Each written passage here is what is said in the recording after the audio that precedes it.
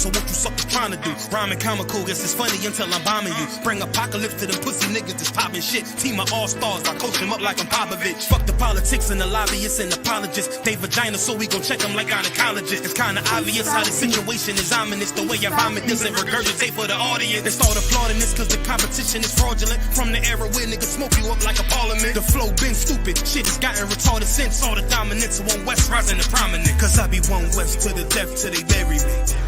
I'm one West till they bury me. I be one West to the death till they bury me. I'm one West till they bury me. I be one West to the death till they bury me. I'm one West till they bury me. I be one West to the death till they bury me. I'm one West till they bury me. They want a nigga quiet, mute my maneuvers, but I ride like I got Groupon for Uber. Rhymes hard like they've been viewed by Medusa. 9 milli Luger, 17 in the Ruger. Only need a few to sit up in your medulla. Obligata for the regatta, niggas wildin', they win every dollar. They riding by in black Impalas, let the semi holler. A showstopper, been this proper since the teeny bopper. But now I'm growing them off Patron and premium of vodka. I put extensions on the Glock, modified the chopper. The swore heavy, war ready, and that's for your mama. No marijuana, say I got the loudest silence on it. When I'm up on it, ain't no rapper do it like I do it. A lot of spitties and writers, but when they heat's on, none of them can get to the fire around with me. And I had a nigga spin like a tire, down the D, and I'm still dope as a piper. Every bar burn hard like a spoon with a lighter. Fuel to ignite, I'm winning, coming through with the title because UP. I be one West to the death till they bury me. I'm one West till they bury me. I be one West to the death till they bury me. I'm one West till they bury me. Us in here, but this is about an oppressive, fucked up system designed to keep niggas down and shit. Y'all wouldn't know nothing about that. What about you, little nigga? You know about that? Yes. Oh, you know about that? Tell me what you know about that. Tell me what you think about that.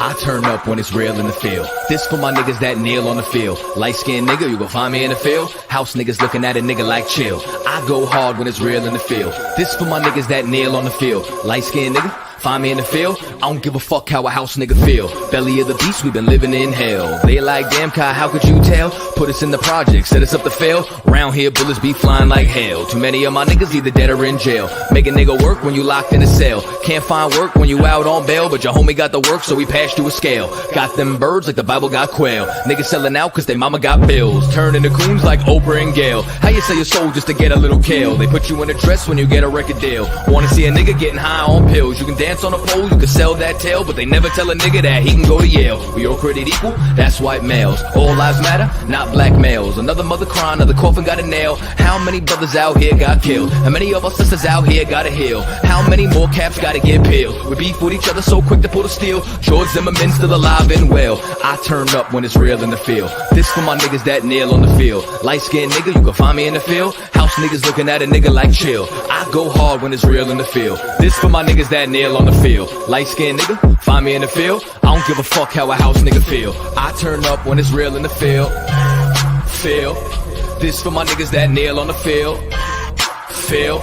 Light-skinned nigga, you can find me in the field. Feel. House niggas looking at a nigga like chill.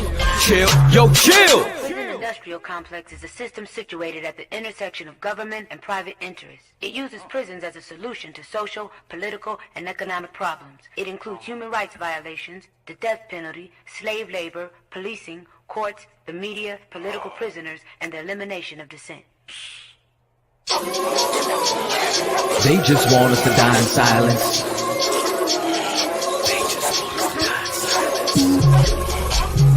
They just want us to die in silence.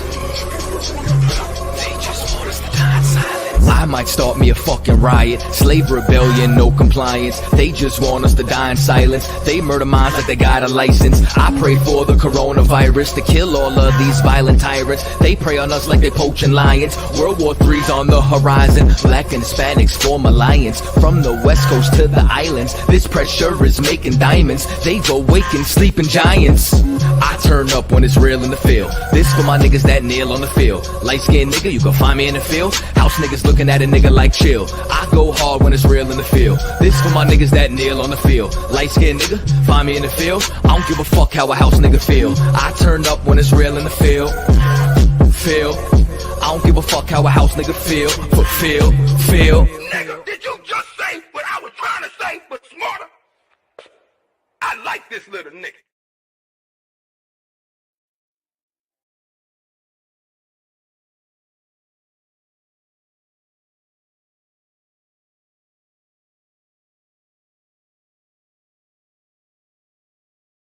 Shalom, shalom, shalom. You in live with the Israelite School Universal Practical Knowledge Biblical Scripture Breakdown class. Captain 10,000, not the Zak Shah.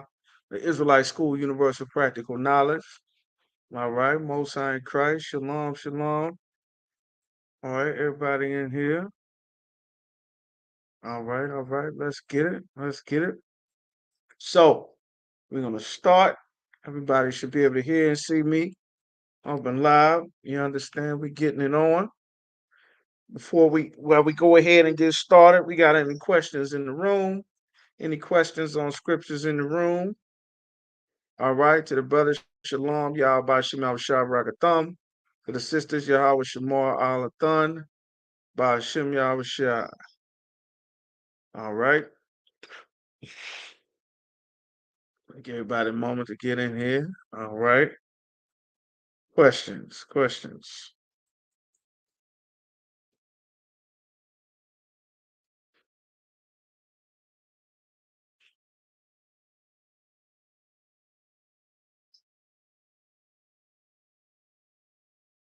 All right. If there's no questions, we're going to start at Jeremiah.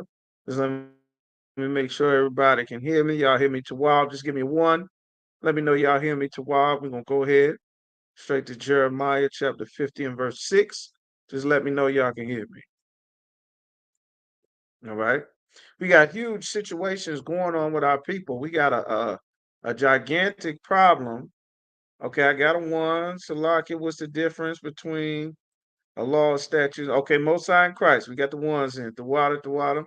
What's the difference between a law, statute, and commandments? That's good. All right.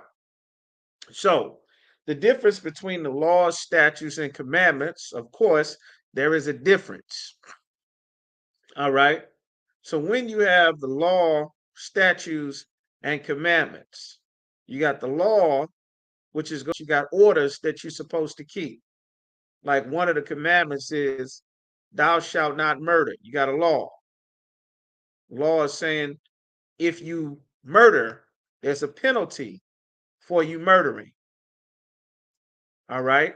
When you go to Numbers, as a matter of fact, let's go to Numbers, the 35th chapter. We'll show you the difference. All right.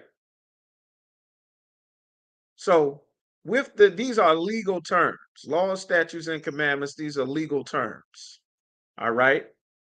And these legal terms mean something, and there is a difference. All right. They are related, but there is a difference to them. So you got laws, statutes, 35, Salakia. Numbers, the 35th chapter. It's going to explain. So in the laws, statutes, and commandments, it's going to tell us specific things. All right. So now we have a law.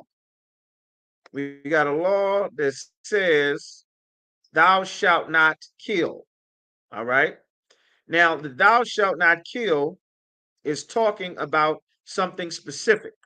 There's a difference between what most of our people equate to thou shalt not kill and thou shalt not murder. Murder and killing are two different things. They're not the same thing according to the Bible. The difference is the law and the statute of what happened. All right. So we're going to get into it. You got the punishment for breaking the law. You got the law, which is the rule itself. And the statutes, you got the different degrees as to what crime was done. All right. Or unaliving someone is a very easy one to point out because there are different circumstances depending on what happens. This is what's going on. All right. So now we're going to go to Numbers chapter 35 and verse verse 10. The Most High is giving instructions to Moses. We're setting up things. He's giving us orders on what to do when we get into our land. All right. So in Numbers chapter 35 and 10, the Most High says, "Speak unto the children of Israel and say unto them, when ye become over Jordan, the Jordan River, into the land of Canaan." He's giving us instructions for when we go into the land of Canaan. "Then ye shall appoint to you cities to be cities of refuge for you." These are cities of refuge, and he's going to explain why. "That the slayer may flee thither, which killeth any person unawares." Now we got a commandment in the Bible says, "Thou shalt not murder." You are not allowed to take someone's life. You're not allowed to do that. You understand? Now, things happen, and they have different degrees as to what took place and what's going to describe what statute, because someone having their life taken, that's an important thing. You cannot and not allow just people to have their lives taken no matter what the circumstance is. So now we're going to get into the different statutes describing under what circumstances someone loses a life and the law that is going to dictate what the punishment is depending on what happened. All right. So now he says, "You shall appoint cities to be refuge for you for any person that slays a man unawares," meaning he wasn't aware, some accident happened. Now we're going to get specific into it. Verse 12. These are the different areas of this law about someone slaying someone. Verse 12. "And they shall be unto you cities of refuge from the avenger." Because when you unalive someone, their cousins, their brothers, their uncles, the males of that family are going to come to see you about your life for why their brother-in-law, their son-in-law, their father, their uncle, who was around you, and because of something that transpired between you and their relative and between you and their loved one, now their loved one's life is gone and you are to blame, or the situation had something to do with you. You understand? That's why there's to be cities that are appointed for men or for someone who unalives someone unawares, meaning he wasn't planning to do this. All right? That the manslayer, the man that slays a man, that's why if you go to court, you have different statutes as to what happened in the situation. Well, you got to aggravate it. So what happened? Somebody tried to rob you, you fought him back, you ended up, you understand, you fought him back, you wrestled for the knife or the gun or the arms, you ended up striking them several times, whatever the case is, they went down, you continued to fire upon him. Now that might not be murder in the first degree.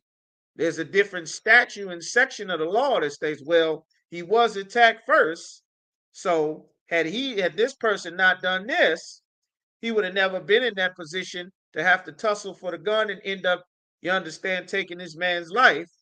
But we got an aggravated because he was provoked into that situation, but we got a homicide attached onto it after the fact because he didn't need to continue to fire on this man while he was already down and incapacitated. So we got an aggravated unaliving, you got an aggravated murder charge, you might get a manslaughter.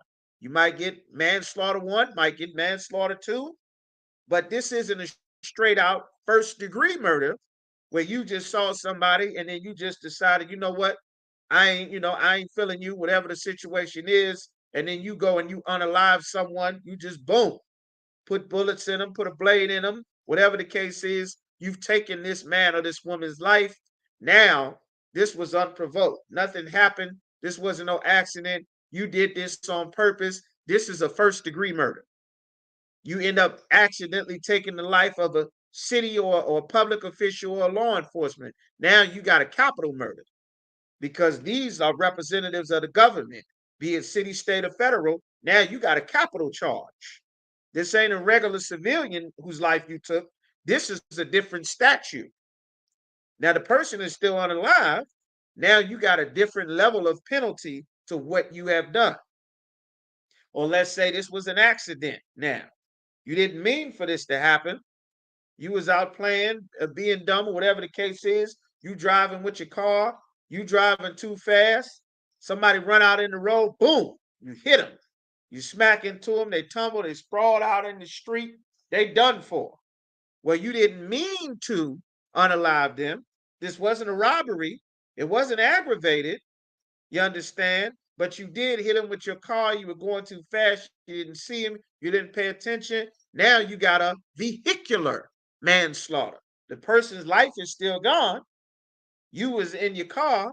When they run out in the street, it's an accident. Now you got different statutes in the law. Well, he was speeding in the school zone. He was going too fast. So this is a vehicular manslaughter. You got to do some time behind this.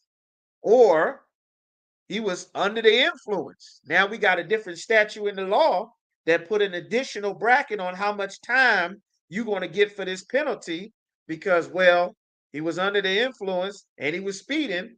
If he'd be doing the right thing, going this 25 in this school zone, he would have never hit this person out in the street like this and took their life. And we did a breathalyzer. He was under the influence. So now you violating multiple statutes of an existing law that says you're not supposed to take nobody's life. This ain't self-defense.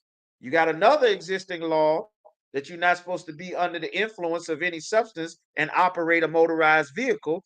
Now you violating multiple laws, but at different levels of the statute, as opposed to if you just went outright, and just, you just got angry, you just unalived someone. Or let's say somebody attacked you. You get into it, they attack you, and then in the middle of you defending themselves, they just happen to, you understand, fall, bust their head open, whatever the case is. Now you might got a third degree. You might get knocked down to a manslaughter. You understand? If you continue to hit them while they were down and now they die, now you might catch a battery, an aggravated, a couple of other charges. If you go on some papers of parole, you got additional statutes and laws that you violated that incur their own penalties. So this is an example, you understand, of the difference between the law, which is the rule you're not supposed to do, the statutes, which is the different specifications for what you got, the different penalties that's supposed to be done, you understand, and the commandments are orders that you give it. Like, for example, we got a commandment that says, you're not supposed to eat pork. You're not supposed to eat crab, shrimp, and lobster if you're Black, Hispanic, or Native American. Any soul that does that is an abomination unto the Most High. They are to be cut off from amongst their people. You're no longer one of us. You're as good as a heathen. You can't live amongst us anymore. You got to go now and, move to Egypt or move to Ethiopia or live out in the wilderness of the desert somewhere in Arabia, getting whatever you can. You can't be amongst the body anymore because of what you did. That is against the Most High, and this crime is against all of us as well. You understand? That's a very important thing. We're going to get into some of that tonight as well. So we're going to read a couple of these scriptures just to get some more idea as to what the Lord was talking about when he set this up. All right. So when we got Numbers chapter 35 and verse 12, and they shall be unto you cities for refuge from the avenger. That relative, some cousin, some uncle, some brother-in-law, some cousin, they coming for your head. You don't get to go back home and just, oh man, I'm sorry, I didn't mean to do that. Don't nobody give a damn about how sorry you are. Ray is gone. Ray got 2 wives and 9 kids. Don't nobody give a damn about you being sorry. You're not going to convince Ray's, 15 cousins and the brother-in-laws, you understand, that enjoy the sheep and the horses that Ray raises with all of these sons in this family business they got going on. Nobody going to give a damn about how sorry you are. You better get the hell out that city for them cousins get to you, for them uncles get to you, for them brothers get to you. You understand? Because if they make it to you before you make it to the city of refuge, then the Lord was not with you. Your life gone. You understand? And it's an important thing in a righteous society that you are able to get justice for a crime that is done to you and your family. It is such an evil thing in this empire that you are not allowed to get justice for a crime that is done against you, that is done against your people, because this is an evil place. In a righteous society, you are allowed to get justice. You understand? You're allowed to get justice. That's not an evil thing to want justice. That's why in the Bible, the Lord told us to bear no grudge against the children of thy people. You understand? Like the Lord wanted to teach us to forgive our brothers and sisters, and most importantly, so that we are very considerate about what we do on a regular day-to-day basis and how it is going to affect everyone and not just me. That's why this personal salvation nonsense that the Christian church teaches is such an evil thing. Because if everybody got a personal relationship with God and me and God is tight and God know how I am, then why should I give a damn about what I do to you? Me and God is tight. Whatever you and God got going on, that's y'all business. But we over here, we good. So however you feel about what I do to you, hey, listen, can't nobody judge me but God. Don't nobody know my relationship with God.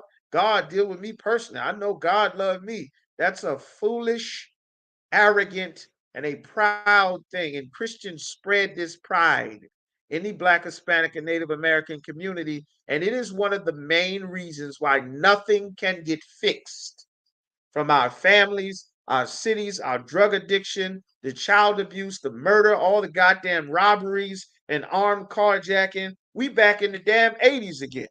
They stealing cars and doing armed robberies and carjackings, all of that marching, all of that. We need tougher policings, all of that getting black mayors and Farrakhan's Million Man March and I Have a Dream and before and after school programs and let's get churches everywhere. Let's light candles. Let's walk in the streets and pray for the city. That did not a damn thing. We right back to robbing, murdering, carjacking, killing, pimping, prostituting. Ain't nothing stopped whatsoever. It was all a damn waste. You understand? Our people should have got in the truth in the 1960s, the way that the Lord commanded, and we'd have our own separate America right now. We'd all be working for each other on our own land, paying rent to our own people, with our own farms and our own school, with our own curriculum, with our own way and ability to protect ourselves, just like every other race of people does in America, every other nation of people. You don't believe me? Go to the courthouse and count all the Chinese incidents and issues that you see the judge hearing in that courthouse. You go to the court, you see black people going to jail, men and women, Latinos going to jail, men and women, and you see the oppressor getting out of jail. You understand? And then they the judges and old Ray and Reggie, you the sheriff with the big gut waddling around, bringing brothers back and forth to see the judge and then taking them back there to hold. That's what's going on. But America is filled with the other nations of people. They're not piling up in no courtroom. You understand? Like the Lord commanded us to be separate, and these laws, statutes, and commandments that the Most High gave to us will automatically make us a separate people. So let's get some more on these laws. All right. So the Lord said, we're going to read Numbers 35 and 12 again. And they shall be unto you, so like cities for refuge from the avenger, that the manslayer, the man that took someone's life, die not. Because if there's no safe place where he can get to, his life is over until he stand before the congregation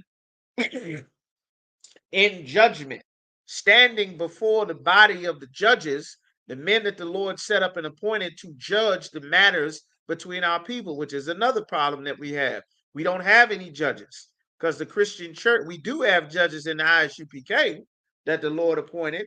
That's why we are able to have brotherhood and sisterhood and a nation instead of 100 different religions with 9 million leaders and everybody get robbed and scammed and abused and we end up all in the damn street, all over Chicago and DC and Houston and Atlanta and everywhere else, and Philly and New York, because everybody got their own beliefs and their own leaders. You understand? Like that's against the Most High.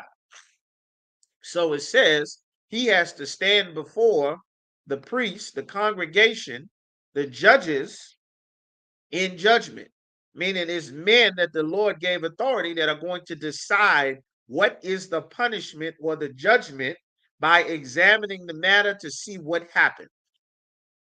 But he not going to make it to that point if them cousins catch him before he get out of town. You understand? He can't go back home to his wife and kids now that my brother can't go back home to his wife and kids. You can't go back home to your family now that you took some brother from his family. Oh no, everybody's life gets turned upside down behind this. You understand? And the spirit behind this is to make sure that you are so very overly considerate of your brothers and your sisters that you don't take a brother or sister's life. And this was the spirit the Lord was trying to instill in us, but our people just didn't have it yet.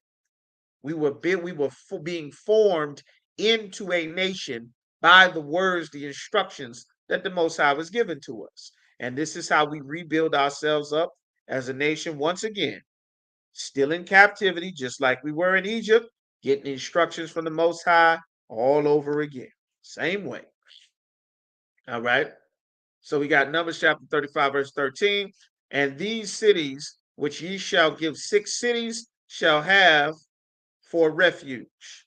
Ye shall give 3 cities on this side of the Jordan. 3 cities shall ye give in the land of Canaan, which shall be cities of refuge. These 6 cities shall be refuge both for the children of Israel and for the stranger and for the sojourner among them, the traveler, the one that is not from that land. So if something happens, like right now in America, you got the tribe of Shalom, you got the tribe of Zebulon and the tribe of Asher right now. They will use an example, they're in New York. Well, in New York, you got a lot of tribes. You got Judah, you got Benjamin, you got Asher, you got Zebulon, Simeon, Ephraim, Levi. You got all tons of tribes up in New York.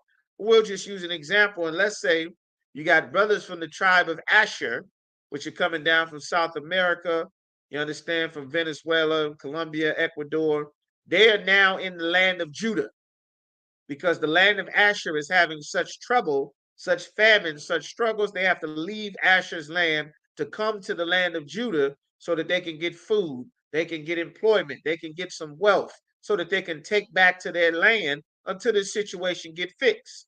But while they're here working in the land of Judah to earn money for their families, while they're here working and doing whatever, something happened.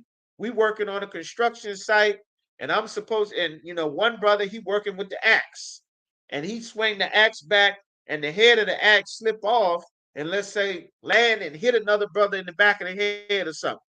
Well, that axe hit the brother in the head, the brother gone. You understand? He ain't coming back until he come back. His life is over. Axe to split his head. Oh, damn.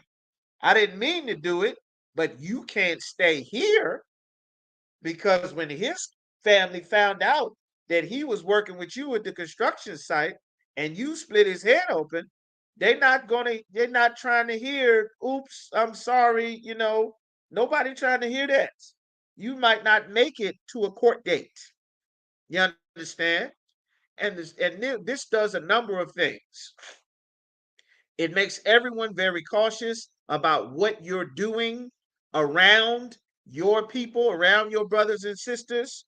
And it also makes us a family. Like, even though I didn't grow up with you, you understand? My mother didn't know your mother necessarily. My fathers did not know your father or your uncles, your cousins, your granddaddy. We didn't grow up together in the same house with the same music and the same food in the same place. We may not even be of speaking the same language because we in captivity now. But because your father was an Issacharite, you know these laws because my father was a Judite. I know these laws because this sister's father was a Gadite. She knows these laws because this brother's father was an Ephraimite. He knows these laws that even though we may be from different lands, you may be a stranger who's not from this land. You may be a sojourner, someone traveling through, trying to get to another place. We still have laws about how we conduct each other. And this was the spirit that the Lord wanted to be in us so that we don't destroy our cities by breaking the commandments that the Lord gave us to make us a people. So let's keep going. We're going to get some more. All right. So now the Lord is going to get to the statutes of the law that says, thou shalt not murder. What is a murderer?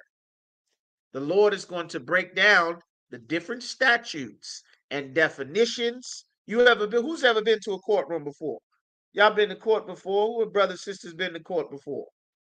And the judge get to talking about the court and they say, well, this is a class B misdemeanor, article 1 section 3 of penal code 1345, and article 3 says the person should not do this between and reprimand to the 6 months after the first hearing and the second this and that.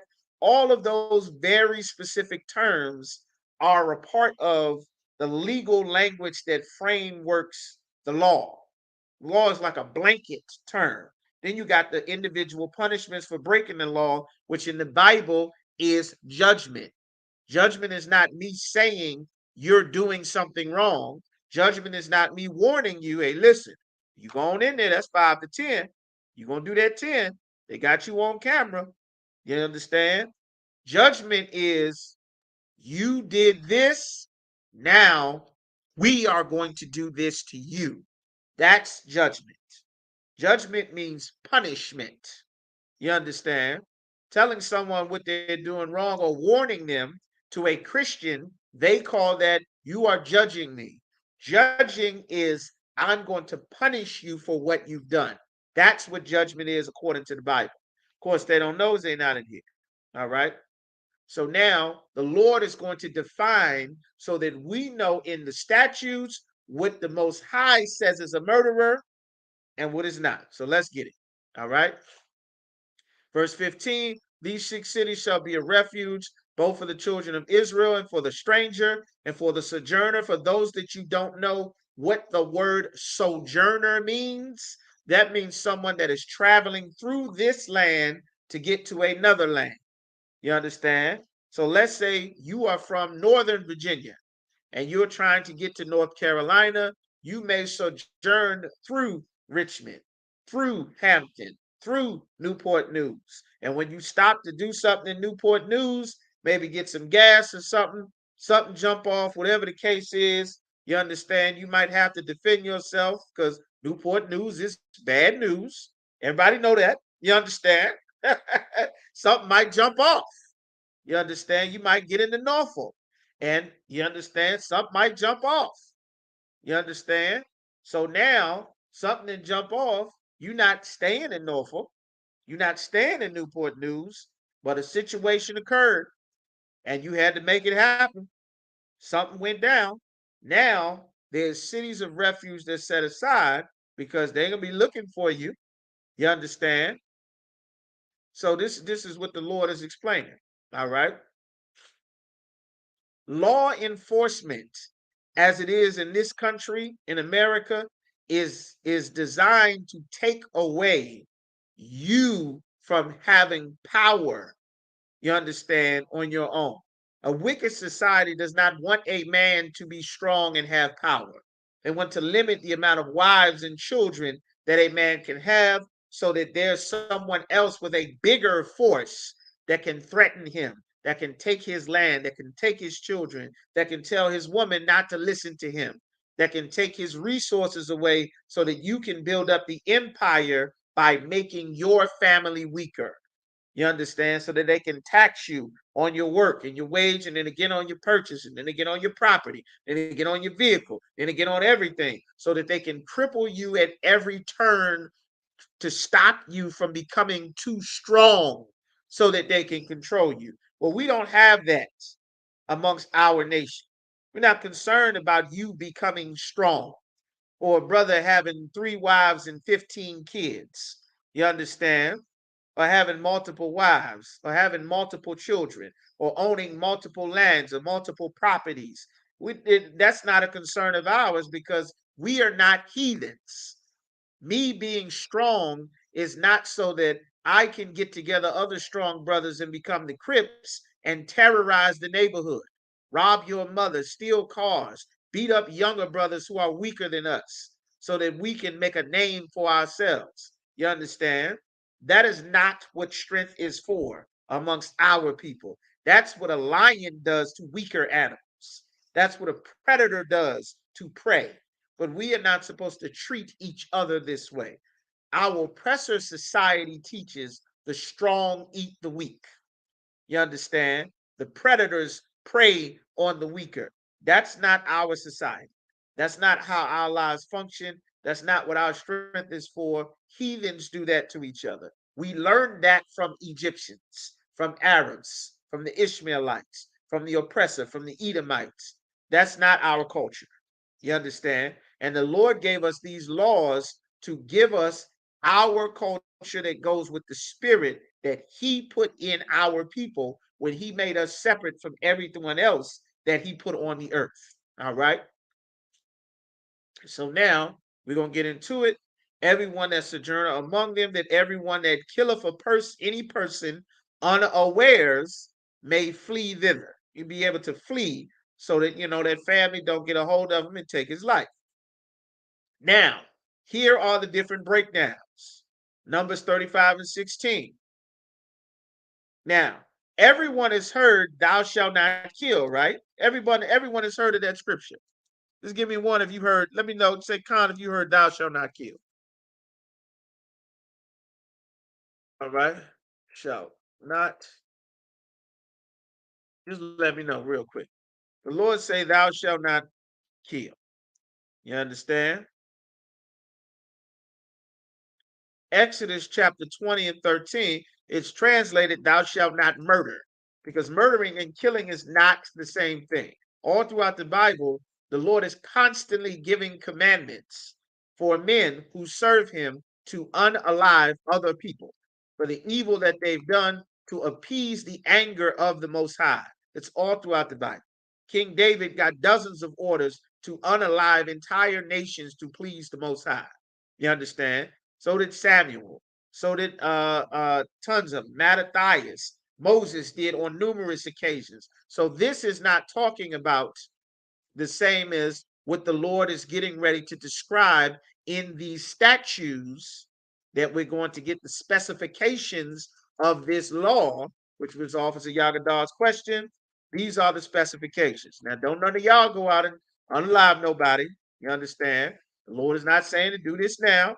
Just for any nuts, anybody out there listening, all right? We're not saying to do that, but this is what everyone has heard. Thou shalt not kill. The Lord is going to get specific here in Numbers, this 35th chapter. So now we're at Numbers chapter 35 and verse 16. The Lord is going to tell you what is a murderer, which is a crime. In this society, of course, it doesn't make sense because English is a terrible language and these laws are so evil, nothing makes sense coming out of the Christian church. All right. So here we go. All right, Most High in Christ. Y'all heard that. Numbers chapter 35, verse 16. If he smite him with an instrument of iron, you got an iron pipe, a baseball bat, or a firearm, even though many of them are made of different plastics and things or wood, the barrel is made out of iron in most cases. So it's still an instrument of iron, just to make sure that you understand that this is still practical the same way it is to this day. If you hit someone or you hit someone with an instrument of iron, whatever it is, so that he died, his life is gone because of what you did, you hit him with this iron, you are a murderer. He is a murderer. The murderer shall surely be put to death. Your life is over. You don't get 20 years in jail. You don't get a plea deal. Your mama don't get to come. Oh, Baby, he's just trying to get himself together. Nobody give a damn about that. You understand? Lamont is gone. You understand? This is it for your son. Maybe you can make another one, and hopefully that one will turn out better. This one is headed to the Lord because a murderer is not supposed to be alive around us. You don't get to, yeah, I'm sliding, we taking everybody's lives, we'll slide on anybody. We out here. No, no, no, no, no, no, no, no. Uh-uh. No, no, no. Not in a righteous society. America promotes trying to be a gangster like the Italian mafia and the bootleggers. America promotes, you understand, hanging out the window with the Tommy gun and letter bombs and being the mafia. And we got a criminal enterprise that's a secret code of silence with secret handshakes and secret meetings behind the back door that's doing all the crime. No, not amongst us. Your life is over. You don't get a life to do that amongst us. So that you can't flood the city with your group of murderers that get power and get reputation and status so that you can rob and rape and terrorize the city because everybody's afraid of you. You know, you might take their lives or intimidate witnesses or force people to have to, live under your tyranny. Well, the Lord has men that are stronger than you,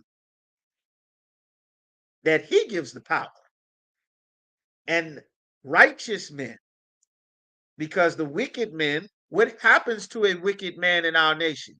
Not now, because the whole nation is falling apart because none of us obeyed the Most High for centuries. But what is supposed to happen to a wicked man according to the law? We're reading it right here.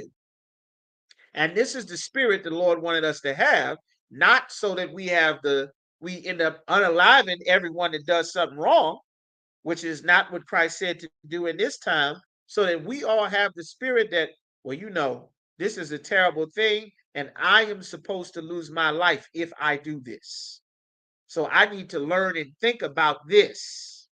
This is what you teach your kids. Not, you understand, it's nice. They got kid songs and kid TVs and stuff. And do you want to build a snowman and somewhere over the rainbow? And I just can't wait to be king. Your Lion King movies to your little kids. That's fine. You teach them that and teach them ABC and Gracie's Corner and Doc McStuffins and Bubble Guppies. But you better not withhold what God said to teach your children. Your 3-year-old doesn't know what a murder is. But when he listens to rap music, the rappers will teach him what it means to be a murderer. Your little girl don't know what it is to be thought and have hot girl summer. But Sexy Red is going to teach your baby what hot girl summer is about. Megan the Stallion will teach your daughter where you are too bashful to say what God said in the Bible, whether they understand it or not. The Lord said, teach these laws diligently unto your children. How many brothers in prison right now for murder were taught that God does not love a murderer and you're supposed to lose your life for that? Everybody was taught God love you no matter what. God don't care nothing about this. He know my heart. Mama said God love you no matter what. Only God can judge me. No man can judge me. My heart is still pure. No, no, no. That's not in the Bible. The Lord said you hit someone with an instrument of iron that he died. You are a murderer. Your life is over. This is what you need to teach. Because evidently, what Black and Latino children are being taught in these homes is not stopping them from hitting people with instruments of iron and taking their life. But they going to church. They in the choir. They pledging allegiance to the flag. They being all they can be. They joining the military. They joining gangs. They Bloods and Crips. They in MS-13. They selling dope. They sliding. They cartels. They GDs and folks. They robbing and carjacking. You understand? This is what we're supposed to teach. You understand? This is what the Lord commanded to teach. It ain't got nothing to do with whether you understand it or not. You come to class and ask questions to get to understand it. The Lord said, teach these laws diligently unto thy children. When I go is by the way, when I sit us in the house, they need to learn this now. Because guess what? When they go to school, You don't know what they being taught. Brother showed me some video with kids is doing in school now. This is like a goddamn horror show. You understand? Ain't no sidelines out here. Your 3-year-old is not on the sideline. Your 5-year-old is not on the sideline. You being 14, 15, 16, 10, 45, 25, 55. There's no sideline if you Black, Hispanic, or Native American. Ain't no sidelines. You understand? We are fully entrenched and swarmed behind enemy lines with every evil and foul spirit that there is at every level, and we are surrounded in it. We're in a pool with it. You understand? All right. Said, if he smite him with an instrument of iron so that he die, he is a murderer. The murderer shall surely be put to death. Verse 17. If he smite him with a throwing stone, you take a stone and throw something at him, bust him upside the head, hit him in his back, he fall down, bust his head open, or you hit him, he start to shaking, have a stroke, seize out, that heart stop. Listen, you hit him with something wherewith he may die, and he die, you a murderer. He is a murderer. He shall surely be put to death. Oh, I didn't mean it. Oh, I was just angry. Don't nobody give a damn if you was angry. Don't nobody care about that. Ricky, gone. You gone. This is it for you. You don't get to do this a second time. So that everyone will know. Well, listen, you seen what happened to Javon. You might get mad, but you better not pick up no rock and start throwing people. You better not be throwing rocks at nobody. You better not be hitting people down. What you gonna do to me? I do this and this and this. Okay. You understand? Ain't no plea agreements in the Bible. That's some evil stuff. You don't get 20, 30 years to sit in a cell and do free labor. You understand? That's not the Lord's way. And evil is not supposed to just be free to go around so you can find you another victim, you understand, in years to come. You up out of here. You're going to come back as a baby and get born to try it again the next time. But this is the end of the road for you. Whether you 14, 44, 34, no. This is as much life as you get. You are not allowed to murder someone. You understand? And it's not going to be no 20 years sitting in the jailhouse for 3-4 years awaiting trial. We ain't doing that. Everybody's mama and wife sitting crying. When the trial going? We got to talk to the lawyer and the district attorney, and they said he made bond, but he killed my. No, ain't no made bond. You better make it to the city of refuge for my cousins find you. You better get the hell out of town. They looking for you. They at your mama house. They at your wife's house. They showed up and they looking for you. They at your job. You better get the hell out of town. In a righteous society, you aren't allowed to have a comfortable life taking someone's life as a murderer. You understand? So that everyone feels the weight and the consequence of taking someone's life, so that everyone knows that this is goddamn acceptable, so that your children won't look up to a murderer the way they do now because of rap music and video games and movies. So that him that's known for taking somebody's life, nobody gets to look at him. He'll be, Big Nate, Nate. Nate got like 4-5 bodies on him. Nate killed one man. And they drug Nate out of town. They found out that Nate did it. They got witnesses that saw Nate do it. And they hung Nate from the light post. And that was it. And then everybody else knew not to murder. And look at that. We don't have a city full of murders anymore. That's the Lord's solution. That's how you fix it. This evil society don't allow that, man. You understand? Like, that's justice according to the Bible. But you can't get justice in this evil society. And the Lord wanted us to have the spirit so that in your spirit, you don't violate your brother or sister. Don't steal from them. Don't violate them. Don't rob them. Yes, you can be angry at them. Be ye angry and sin not. You can't let your momentary anger decide that you're going to take an instrument of iron or a rock and bust someone upside their head. If you don't teach your children now when your teenager gets angry and he busts someone upside the head with a rock, he's going in this society to do time for that body. The Lord said, teach these things to thy children now. You understand? That's what it says in the Bible. You understand? So now we're going to get verse 18.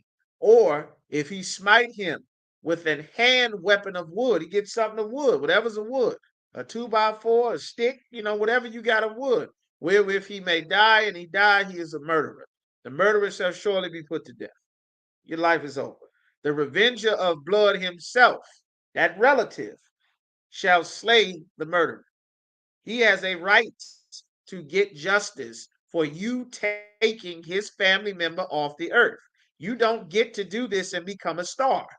You don't get to become the hero for doing this. You don't get to go back to your family and it just gets swept under the rug and, his wives and his children just got to sit and cry and mourn him. No, no, no. Your wives and your children are going to mourn you too. Your family is going to be without you too. Your mama going to be missing one of her sons too. So that everyone knows, well, we can't do this.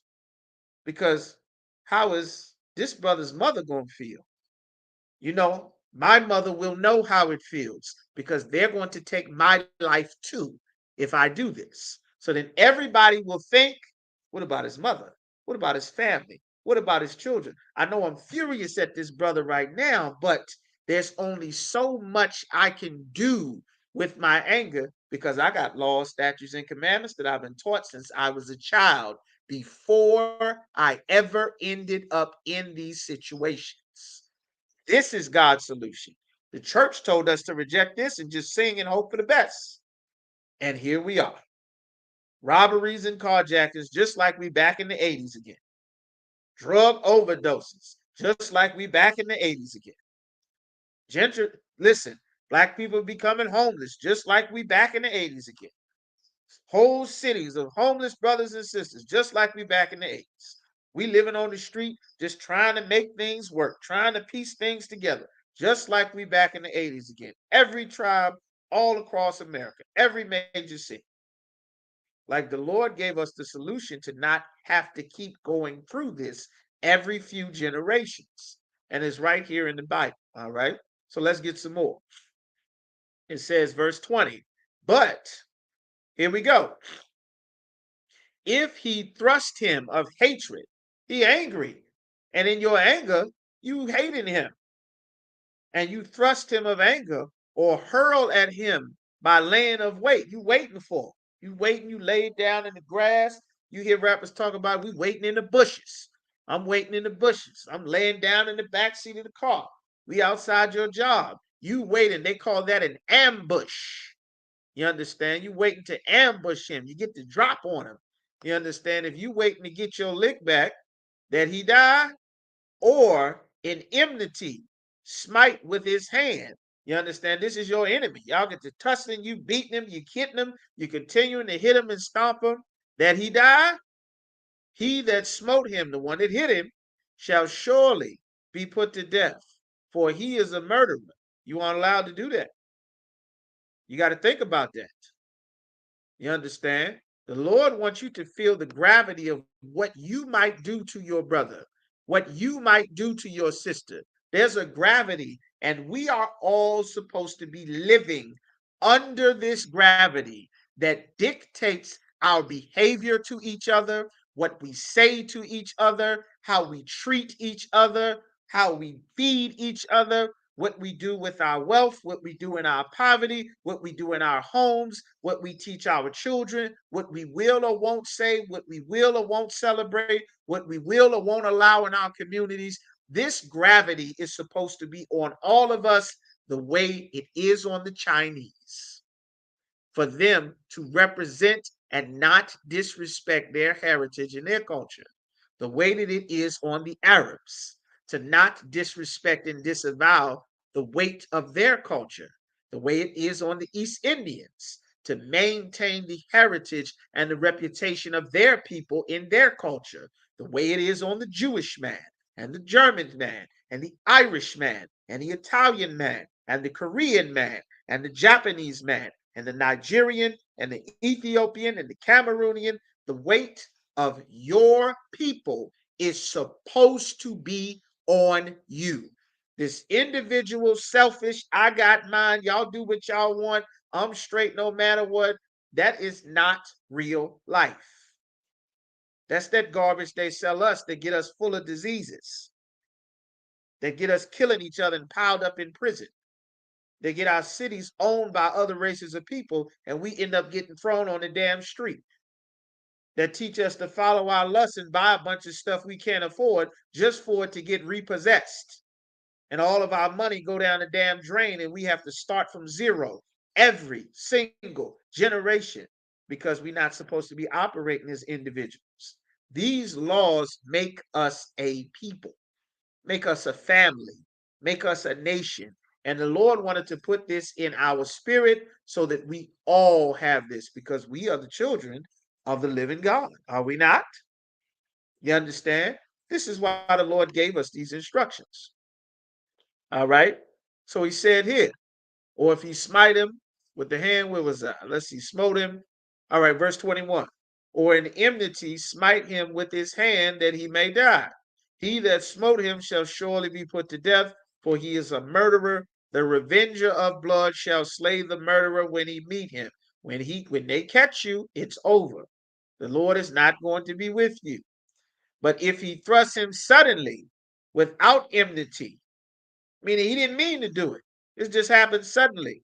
You weren't my enemy. We weren't beefing, or have cast upon him anything without line of weight. He throws something and it land and hit him. He wasn't waiting to ambush him. This was a mistake.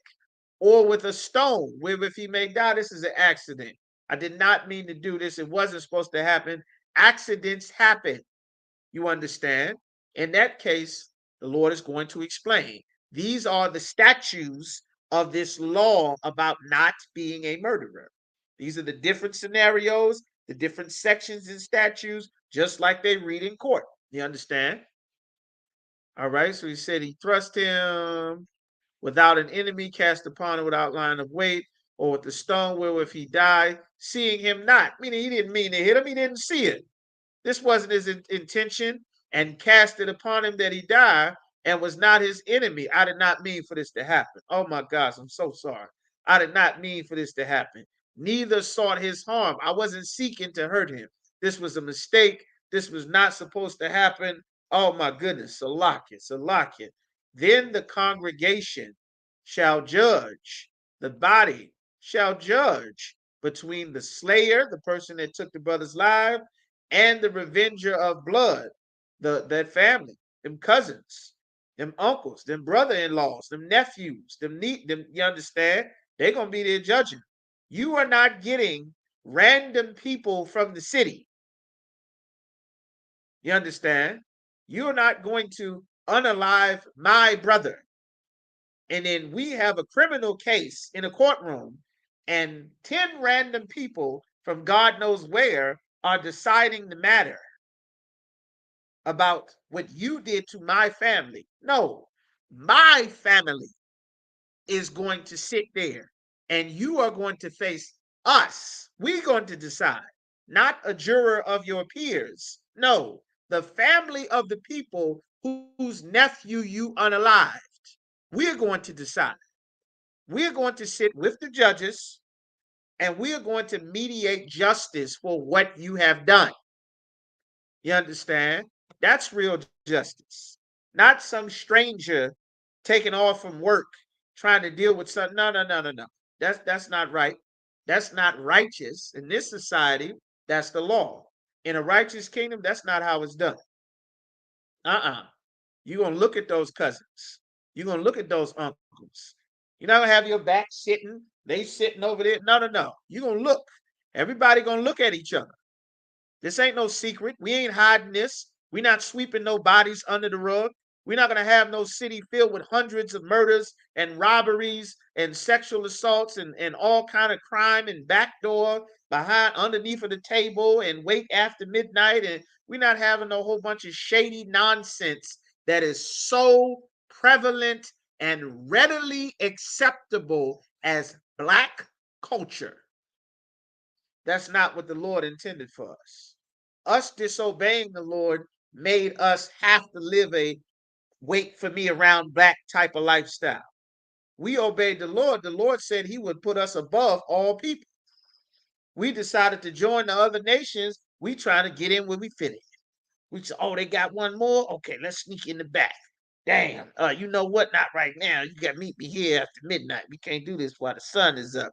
Always got to live a low down, scrambling to survive, rat race type of life because the Lord is not with us because of the way that we live in our lives as a people.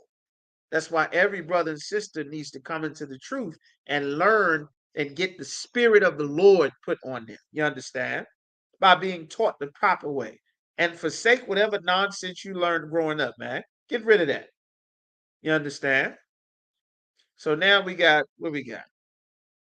Okay, we at verse 24. So Leviticus chapter 9, chapter 35, Salakia. Numbers chapter 35 and verse 24. Then the congregation shall judge between the slayer and the revenger of blood according to the judgments. And the congregation shall deliver the slayer out of the hand of the revenger of blood. Why is this person going to be delivered? The congregation, meaning the body of brothers that's there. You understand? We have those congregations. That's an ISUPK.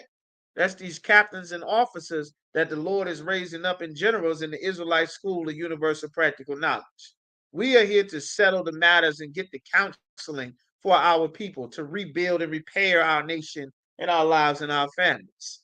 Or you can go to Esau's court where he's lock up and fine everybody and nobody get justice. You understand? Kids go in the system. Mama gets time, daddy gets time. You both pay fines. You both pay a lawyer. The whole community suffers. Nothing gets fixed. Next.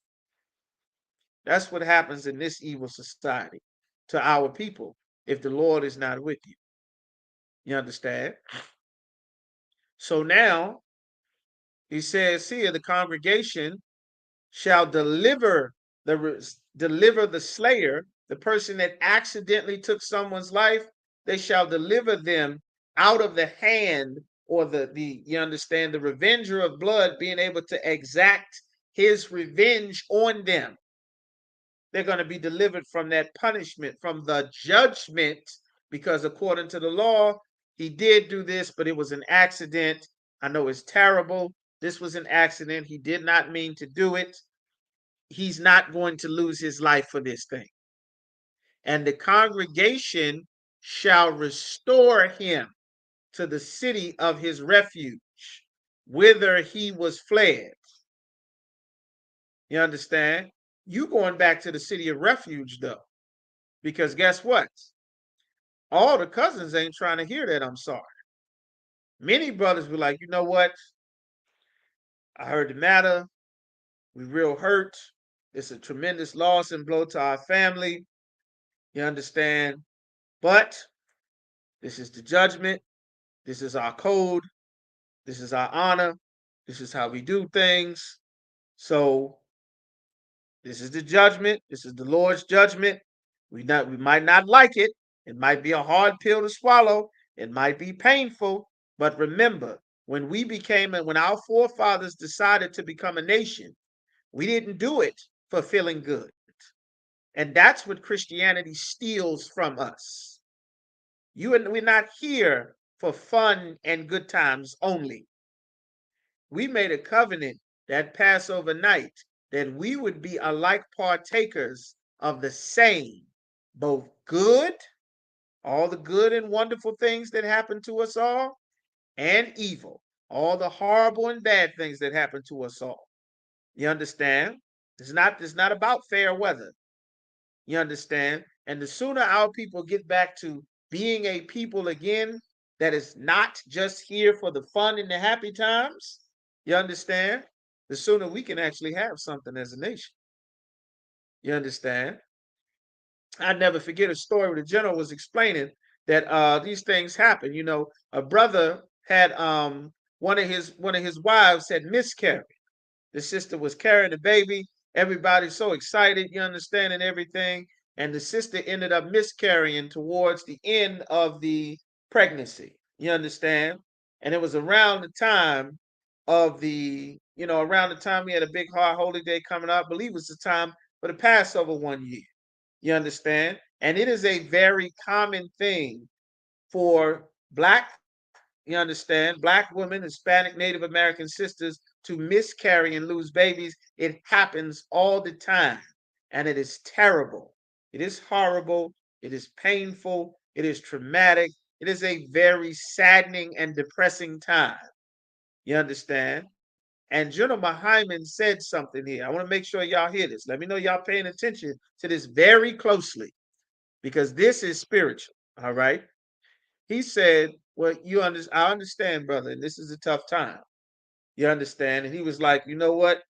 I don't know, General, this feels terrible. You understand? My rib and my ribs, they sat everybody down and he said, and you know what he said? He said something very powerful and very spiritual. And if you can take this and put this inside of your spirit, this will be a jewel from the Most High that would be locked away as a treasure in your soul for hard times so that you can maintain yourself and progress in this truth. You understand? He told that brother, he said, well, listen, you could very much do that. You could do that, brother. I understand. Your rib is there and she's hurting and she's sad and the family is sad and everything. And this is not a joyous occasion. This is not something where we all glad and happy and cheerful to be around. But understand this, brother.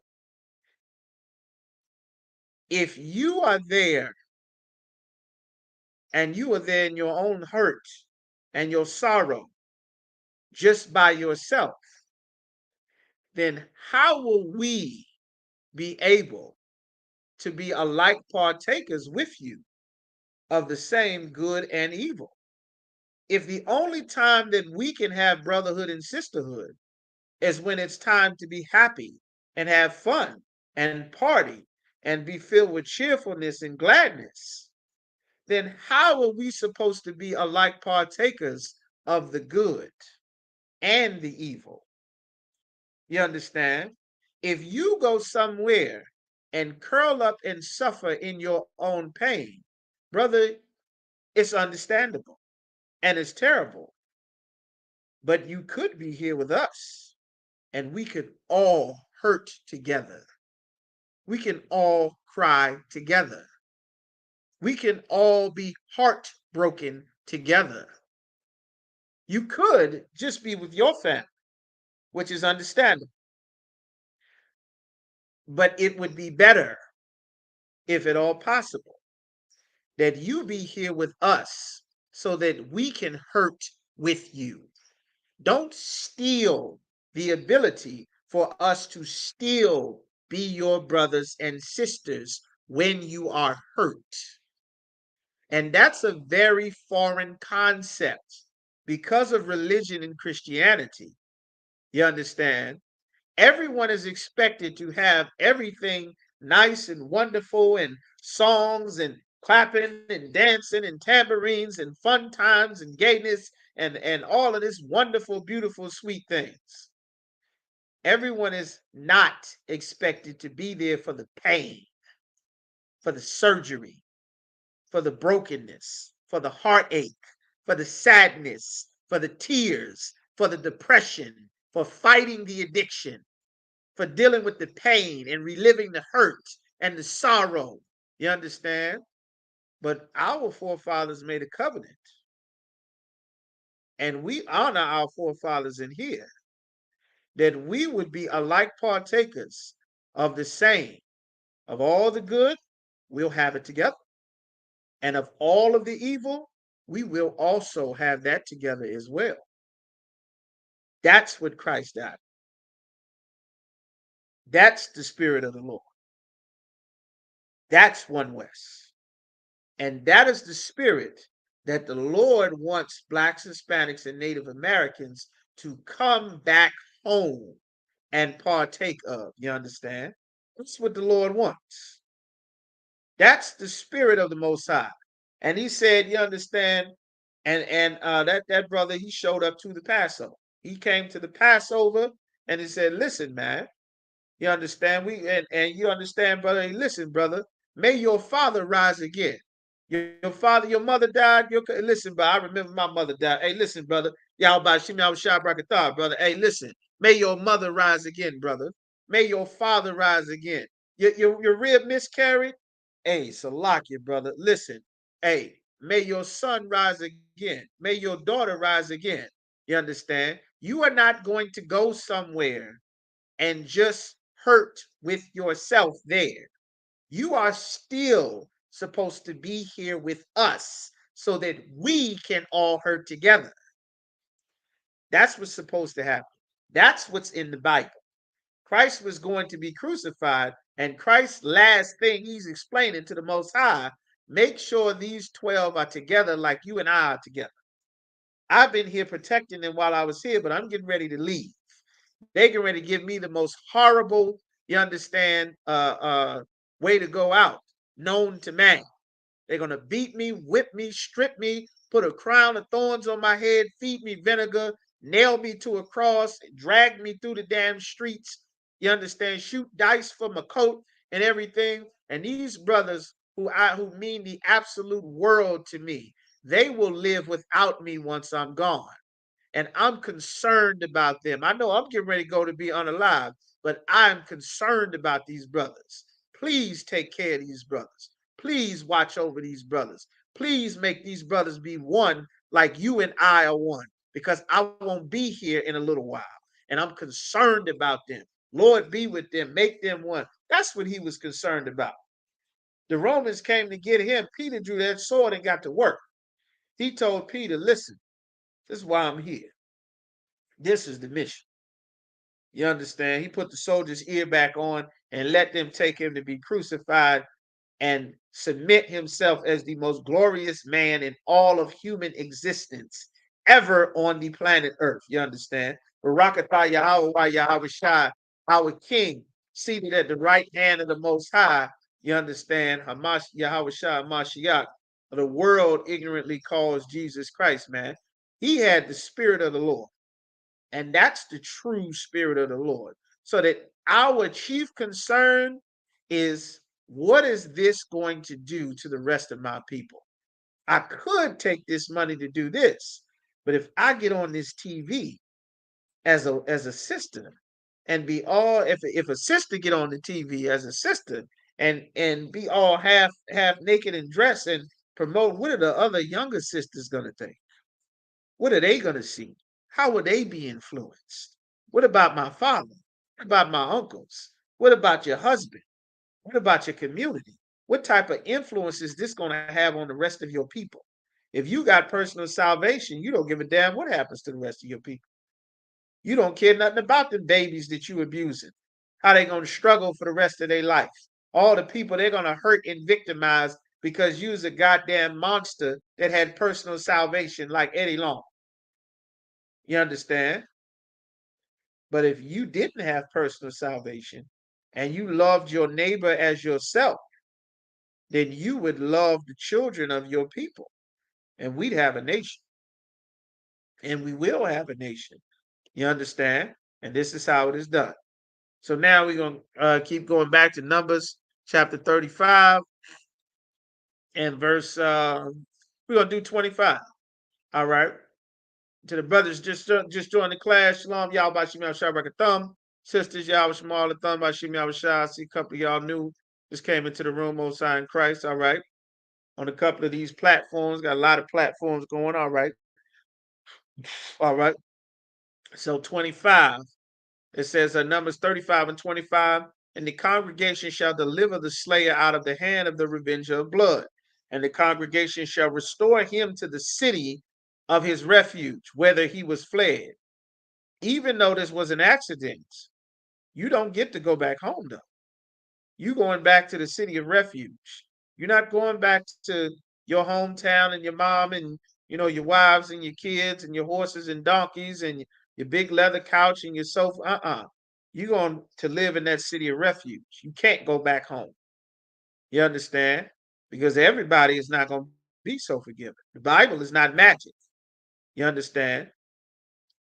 You can't be in that city. He shall abide in it, that city of refuge, unto the death of the high priest, which was anointed with holy oil. So when that high priest, when he give up the ghost, that's when you get to come back home. Now, if this happened and that high priest is 45, 60, you understand, 50 years old, and he lived to be 81, listen, you're going to stay in that city of refuge until you're 81. You can't leave that city of refuge. Them cousins, you understand, is one or two of them cousins ain't all the way right with that decision. They ain't going for it. But you cannot leave that city of refuge. Their life is changed forever, and your life is changed forever. But you do get to keep your life. You understand? Because this was an accident. But accidents still have consequence. You understand?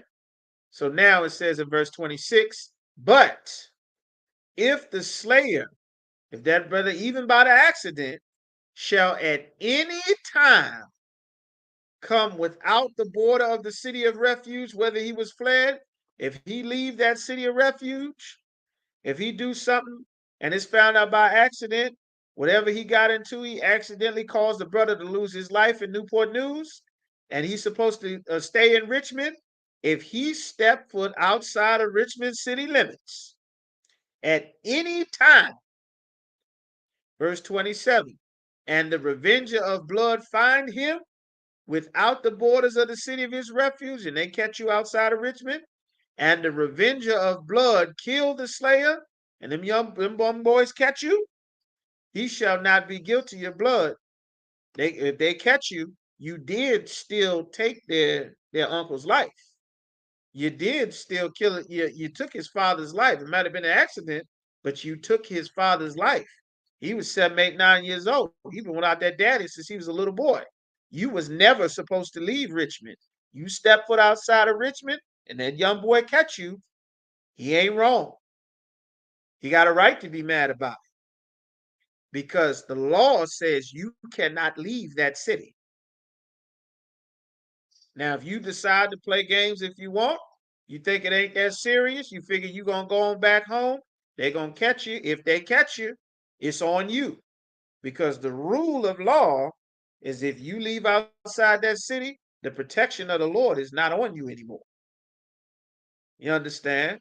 And all of this is rules. Remember, we've been in captivity for hundreds of years underneath the rule of another nation of people. Not only was this designed to give us a standard about how to deal with each other, but to make us very careful with each other's lives, which we are not anymore, to make us very cognizant of what we are doing around each other, how we behave towards each other, what we do when we get angry with each other. You understand? All of these things are put in place for a good reason, and it's important to teach these laws even to this day, even though we are not in our land with cities of refuge and things set up. It's important so that our sons, and daughters get the spirit of the Lord, and you as well, that's in here, that are not children, you understand, that are adults, that all of our people get the spirit of the Lord so that we be extra cautious about how we deal with one another. So much of what we do to each other is the biggest damaging factor, you understand, to our people's lives is what some other Black, Hispanic, or Native American brother or sister has done to us. And the Lord don't want us to live in no society where everybody is known for violating everybody, robbing everybody, lying to everybody, sliming everybody, scamming everybody, hustling everybody, hoeing on everybody. Like, that's the Lord hate that. The Lord is against that. That make the Lord furious. That make the Lord not protect us when we go to Family Dollar in Jacksonville. That make the Lord not protect us when we go to the grocery store in Buffalo, New York. That make the Lord not protect our babies in the school with a damn where was that place where the Texas police just stood outside while the government just executed all the kindergartners that he could. That make God not protect us at traffic stops when Terrence Crutcher's trucks break down and Betty Shelby responds to the call. Or when you in your drawers in the living room and Amber Geiger knock on your door and put 2 in your chest like she did Botham Jean. The hand of the Lord will not be protecting us if you do not love your neighbor as yourself. You understand? Like, this is what the Lord wants. And this is how you get the spirit of the Lord so that we all learn how to deal with each other. Our people must relearn how to deal with each other. We got so much love reserved for being a Muslim, for the Arabs. We got so much love reserved for the Democratic and Republican Party. So much love reserved for loving our oppressor through Christianity. Love reserved for the East for trying to be a damn Wakandan, trying to be a West African. Love reserved trying to be an Ethiopian.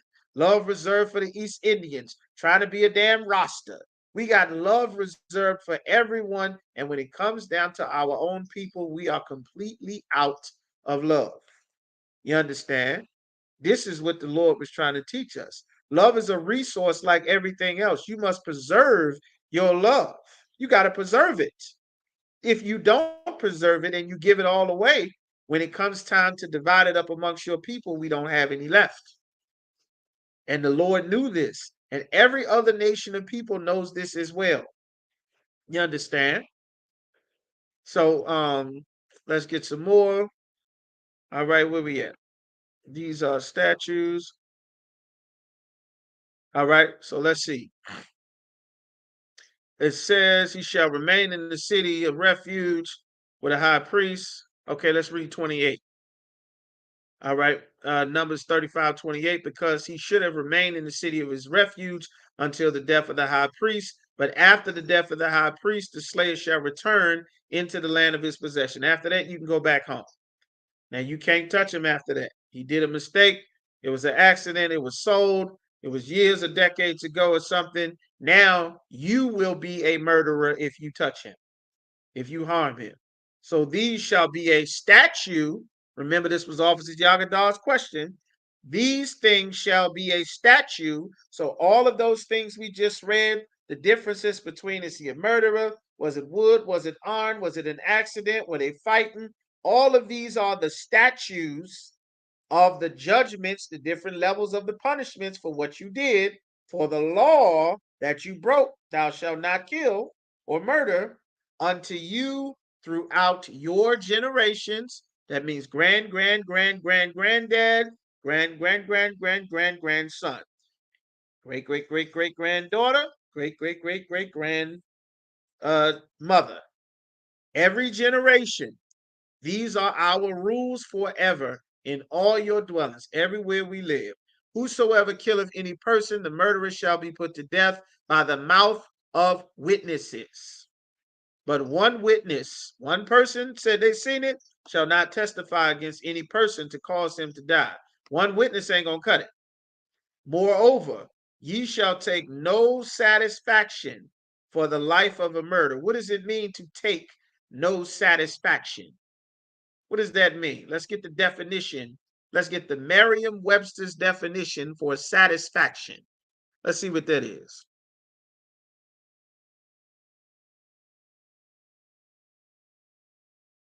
Get the Webster's definition for satisfaction. What does that mean?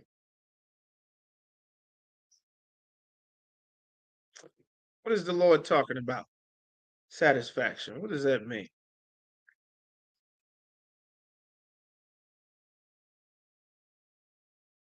Mm-hmm. Satisfaction. There are many words that we hear all the time as a definition of the word is. We're just accustomed to hearing the word be said over and over again throughout our lives. So let's get the definition. This is the definition of satisfaction. Merriam-Webster's dictionary, which is one of the ISUPK textbooks. If you get a book collection, you might want to start collecting them, because pretty soon a lot of this internet and online and app stores and all of this stuff might go away tomorrow. You understand? Got tons of cyber attacks and hacks, and America's getting ready to go to war with China. And every time Biden meets with Russia, Zell faced with Russia, and which is on its way, just like biblical prophecy says.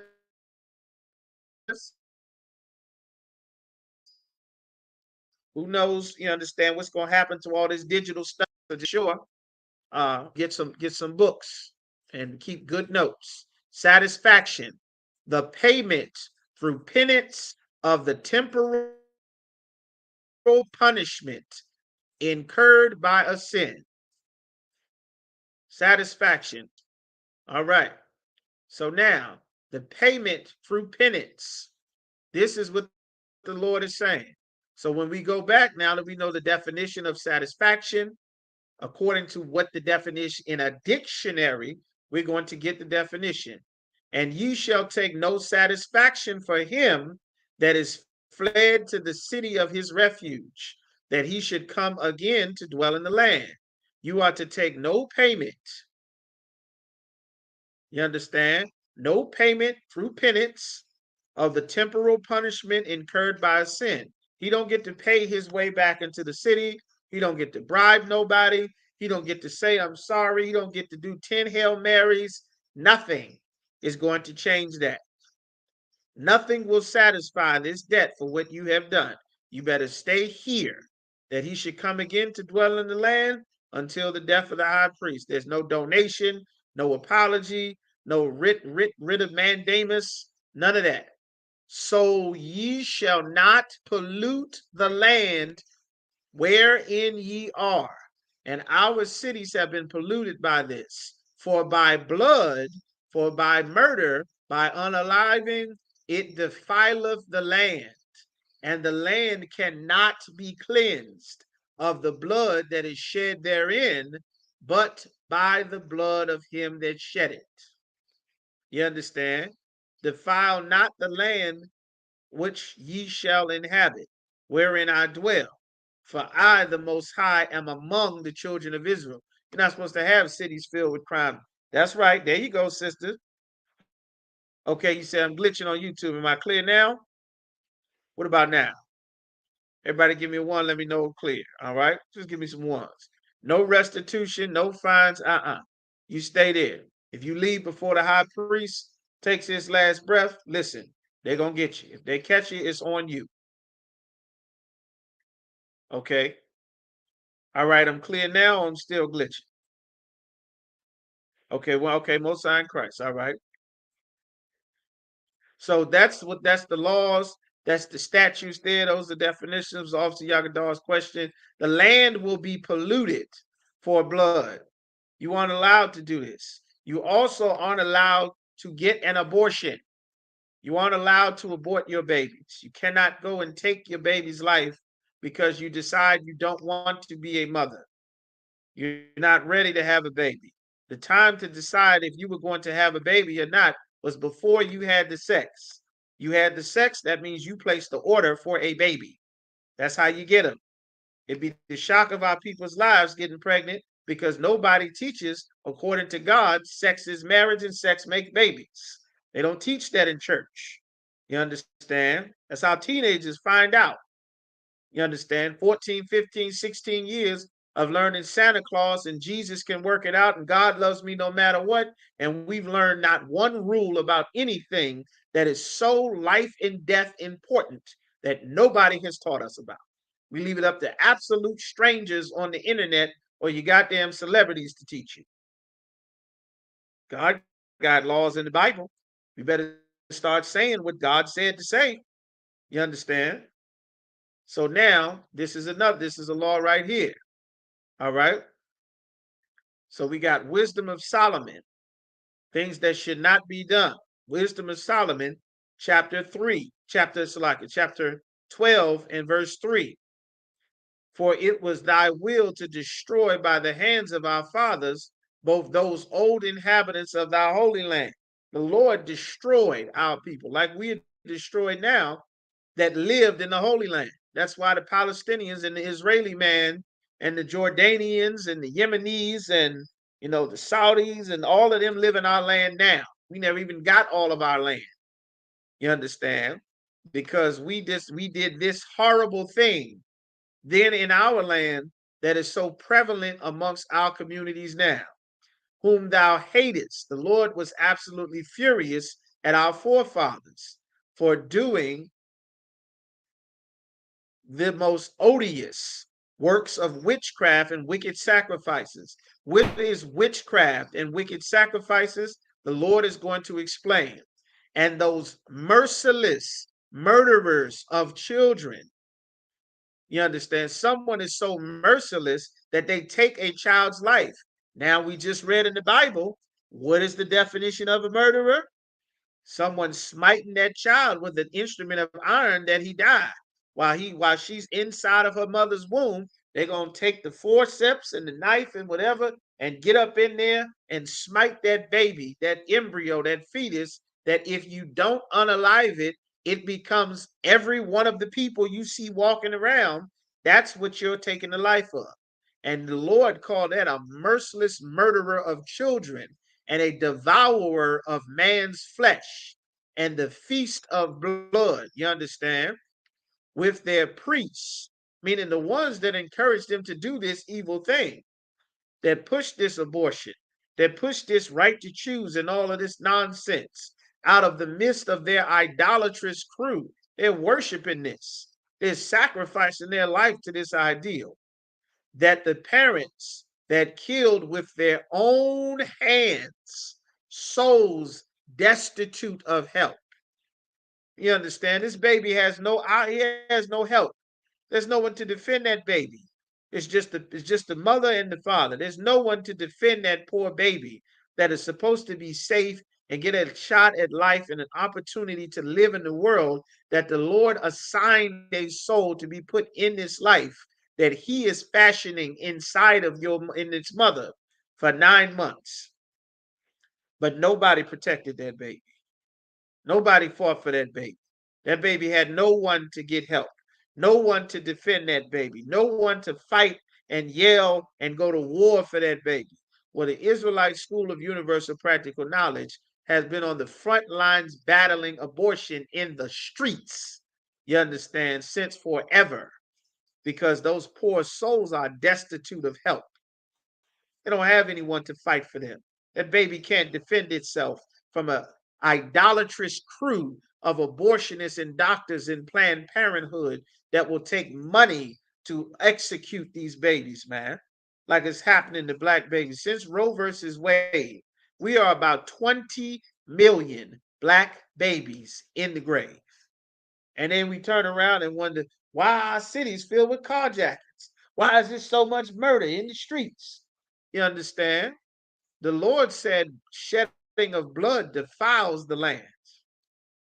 You understand? The Lord did not give anyone permission to get no abortion.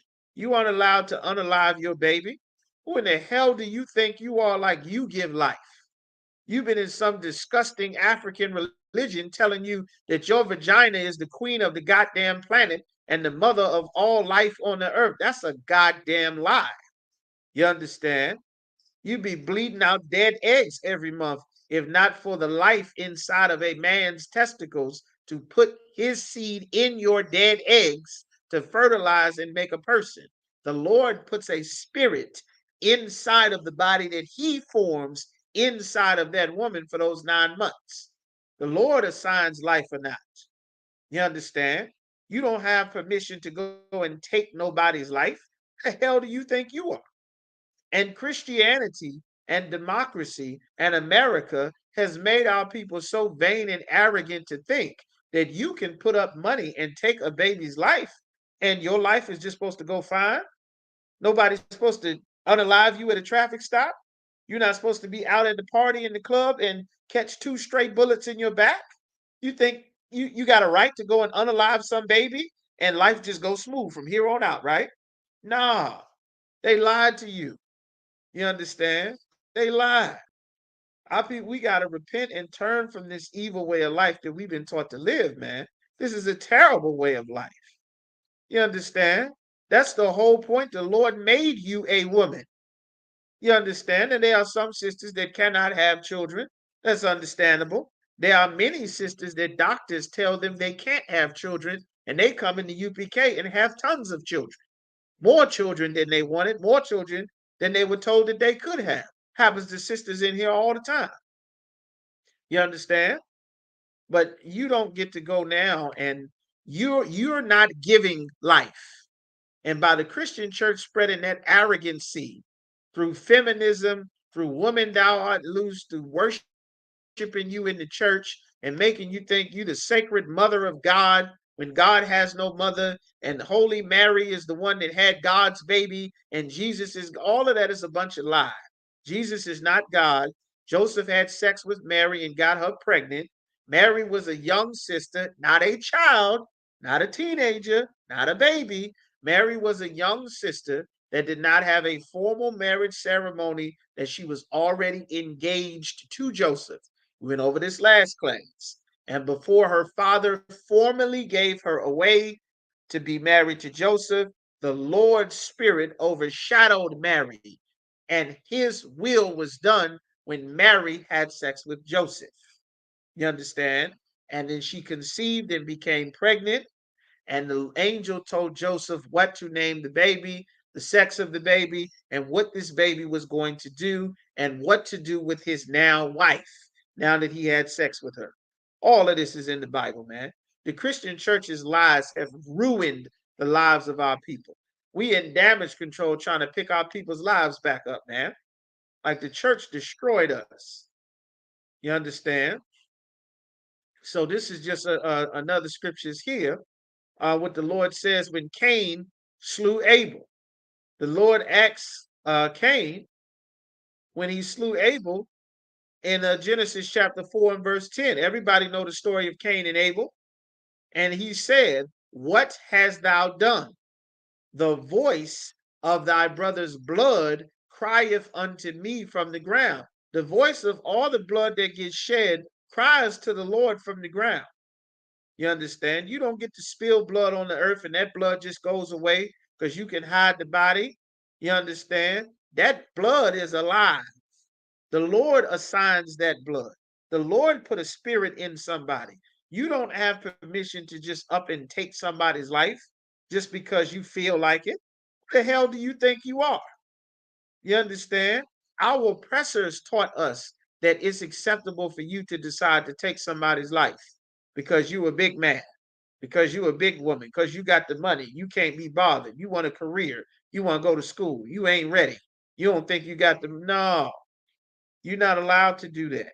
You can't allow how you feel in your situation to dictate what you will do at a moment. That's why it's important to be taught these laws from the time you are a baby before you end up in a situation where you have not been trained on what to do. That's why the Isupk is here. You understand?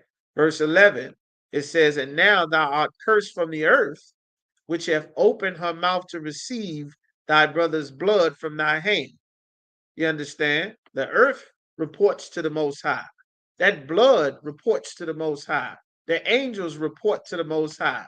That spirit that the Lord put in that person reports to the Most High. Like, you understand? The Lord is in control of everything. Our people have been so wrapped up in individualism, thinking that we got God personally with us, you understand, that we've not had a time to look around and see the effects of the decisions that our people are making on the rest of our communities. You understand? And this is exactly what the Lord is requiring. All right, so let's get some more in there. All right. Let's see, overpass the deeds of the wicked. Let's go back to that Jeremiah chapter 50 and verse 6. You understand? The Lord said, "Don't envy a wicked man." Our oppressors are wicked men. That's who runs this society. Capitalism is a wicked thing. You understand? Democracy is an evil thing. Christianity is an evil thing. Like the Lord said in Jeremiah chapter 50 and verse 6, he said, "My people have been lost sheep. Their shepherds, meaning their leaders, have caused them to go astray." Our leaders caused us to go astray. You understand? All of these years, our people have been listening to Christian preachers, and it come out that one of the biggest and most known Christian preacher that gives his inspiration to all the preachers across, that's aspiring to be good, strong, super preachers like him, Bishop T.D. Jakes. He get in the pulpit talking about he want to get swallowed up. You ever been swallowed up by God? You understand? He stick a whole damn microphone down his throat. What in the hell is going on with that? You understand? Like the Lord is exposing the spirit on them, and the spirit on that Christian church is of vile and abuse. It's of robbery and lying and scamming and all kind of hustles and schemes.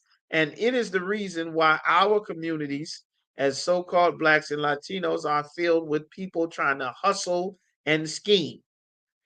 You understand? People trying to scheme and trying to hustle, just trying to get a crumb anywhere we can, because the rules that the Lord set in place to make sure that our nation has the resources based on the way that we live our lives, those things cause us to fall apart. Our leaders did this. Our leaders caused us to go astray. They have turned them away on the mountains. You understand? You know what a mountain is in the Bible? When the Bible says we've been turned away on the mountains, you understand? Who knows what a mountain is in the Bible? Who has an idea what a mountain is? You understand? A lot of brothers and sisters in here. All right. What's a mountain in the Bible? What's a mountain?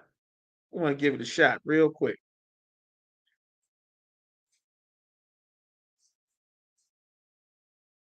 All right. I want to give it a mountain. All right. Where's a mountain? All right. A lash. No. Oh, sir. Okay, that's what you mean. Okay. A government. Okay. All right. Right. A structure of power, of a foundation, like a government. You understand? And our people have been driven. You ever wonder, our people have been driven to look for a stability and a structure that we can go somewhere and get fed on a regular basis. Tank Davis, the boxer, you understand? Y'all might know Tank Davis. Y'all familiar with Baltimore? The brother who's a boxer, Tank Davis, Javante Davis. You understand? He's a boxer, just like Mike Tyson. Everybody, of course, knows Mike Tyson, famous boxer from his youth, knocking people out, all kind of knockouts, most ferocious boxer ever. Highlight reels, waste your money, $40 on a pay-per-view, might end the fight in 12 seconds around number one. You understand? Like everybody's familiar with Mike Tyson. Well, guess what? Because of the piss poor job that black leaders have done, the shepherds that are dictating to what our people think in our homes, our communities, our neighborhoods, because of the horrible job that they have done with our people. Even though Mike Tyson has built this amazing boxing skills, he training in the gym, he's a monster, he covered in muscles, he knocking people out, he got hundreds of millions of dollars, he's known all across the world, he still does not have a mountain of his own. He still does not have a government of his own. He doesn't have an identity of his own. He's still looking for somewhere to belong. Tank Davis, amazing boxer, 25, 23 and old, knocking people out, little tiny brother from Baltimore, all of this skill and this ability, but he's still looking for an identity. He's looking for where he's supposed to be. He's looking for who he's supposed to be. What is my name? I know I'm a 20, 30 something year old man, but who am I? What is my name? What's my identity? Who can give me an identity? He's got millions of dollars, he's got talent, he's got skill, he's got wealth, he's got fame, he's got status, he's taken care of, but he doesn't have an identity. He doesn't know who he is. So he needs the Arabs to go and give him an identity, to change his name to Wahid, some garbage. And now he's going to be a Muslim so that the Arabs can give him an identity. Because as a black man with all of this talent and skill and wealth and ability, he is empty. He's wandering, looking for a mountain that he can stand here and say, okay, this is what I'm supposed to be. This is what's going to cover. This is my mountain. Islam is going to be what I'm going to stand on. that's going to make me secure. Our people done wandered from Christianity and went over here and felt, okay, well, that's no good. I'm going to be a Rasta. Let me grow my dreadlocks. Selassie I. And you understand? I'm going to get the weed from the East Indians, and this going to be my identity. We're not going to eat no type of beef. You understand? We gonna get high and wear white, and we ain't gonna eat no type of beef. We're gonna worship the Ethiopians. Oh, that's not work. You know what? Uh, Let me learn some kung fu. Maybe I should study the art of war and get into the Chinese remedy and the Chinese methods. And let me do some kung fu and let me worship Buddha and bow to Buddha and get into kung fu. Looking everywhere for an identity. Where do I belong? Who am I? Our leaders did this to us. When in reality, Blacks, Hispanics, and Native Americans, our identity is contained in the Bible. You understand? It's contained in the Bible. And our leaders have caused us to go astray by wasting our time feeding us garbage in church, which is where all of Black people started. And because of the failure of the Christian church, our people went out wandering for some government to belong to, wandering into the Marines, wandering into the Navy, trying to go here to the Army so I can get regular food, so I can get out of my neighborhood. Let me go sign up for the Navy. So I can get, have some money for school. Let me go sign up for the Marines so that so I can be a part of something. Let me go join, let me become a blood. Let me go to the Crips and see if the Crips got some stability. Maybe the Gangster Disciples got what I need. Maybe the LGBTQ community, maybe they got something. Oh, or maybe, maybe get high. Maybe the weed community, the stoner community got something for me. Our people are wandering everywhere trying to find where we belong. That's what this scripture is talking about. It says they have gone up from a mountain to a hill. From a mountain is something up very high. The Lord made us his mountain. Jerusalem was the Lord's mountain. To a hill. Now we down here, down in the Arabs' world. The Lord made us above all people on the earth. We down here trying to see what the Arabs is doing. Down here trying to get into the Chinese world. Down here looking for the Egyptian Book of the Dead. Down here trying to be, the Bantus and the Wakandans. Down here trying to be Ethiopians. We down here trying to get into democracy and shave our face and get bald heads and run for president. Down here trying to be into Esau's world. We everywhere looking for an identity from mountain to hill. They have forgotten their resting place. All that have found them have devoured them. The Muslims have devoured us. The Arabs have devoured us. They absolutely devoured our people. You understand? Christianity has devoured us. The East Indians have devoured us, come and rule over the top of us and oppress our people. The Asians have done the same thing. Everyone that has found us have devoured us. This is what the Lord said. And their adversary said, our enemies said, we offend not. We ain't done nothing wrong. Because they have sinned against their power. The habitation of justice, even the Lord, the hope of their fathers. You understand? It says, remove out of the midst of Babylon, which is where we are now, and go forth out of the land of Chaldea, the Middle East. That was our land, and be as the goats before the flocks. For lo, I will raise and cause them up out of Babylon an assembly of great nations from the north country. That's America. And they shall set themselves in array against her. They're going to fight against us. And from thence she shall be taken. Their arrows shall be as the mighty expert man. None shall return in vain. You understand? Talking about we were in captivity. You understand? In the Assyrian Empire. Now we in captivity in the North Country again, over here in North America. That's why you see on the news all of these brothers and sisters coming from Central and South America all the way up to the North Country, all the way up to North America. You understand? This is biblical prophecy. The Lord pushing all the tribes up into the United States, up into North America. The Lord pushing all the tribes together. Everybody figured that blacks and Hispanics is not the same people. Black people getting homeless on the streets while America is mass importing homeless Latinos simultaneously. The Lord said we were going to be alike partakers of the same good and evil. And that is exactly what's going on. You understand? That's what the Lord's talking about. All right. So let's get some more. All right. Let's see. Let's get some more scriptures there. All right. MVY. Not the glory.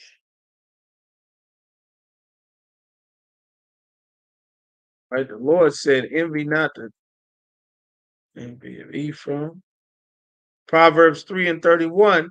The Lord said, envy thou not the oppressor, and choose none of his ways. Like the Lord does not want us to choose our oppressor's ways.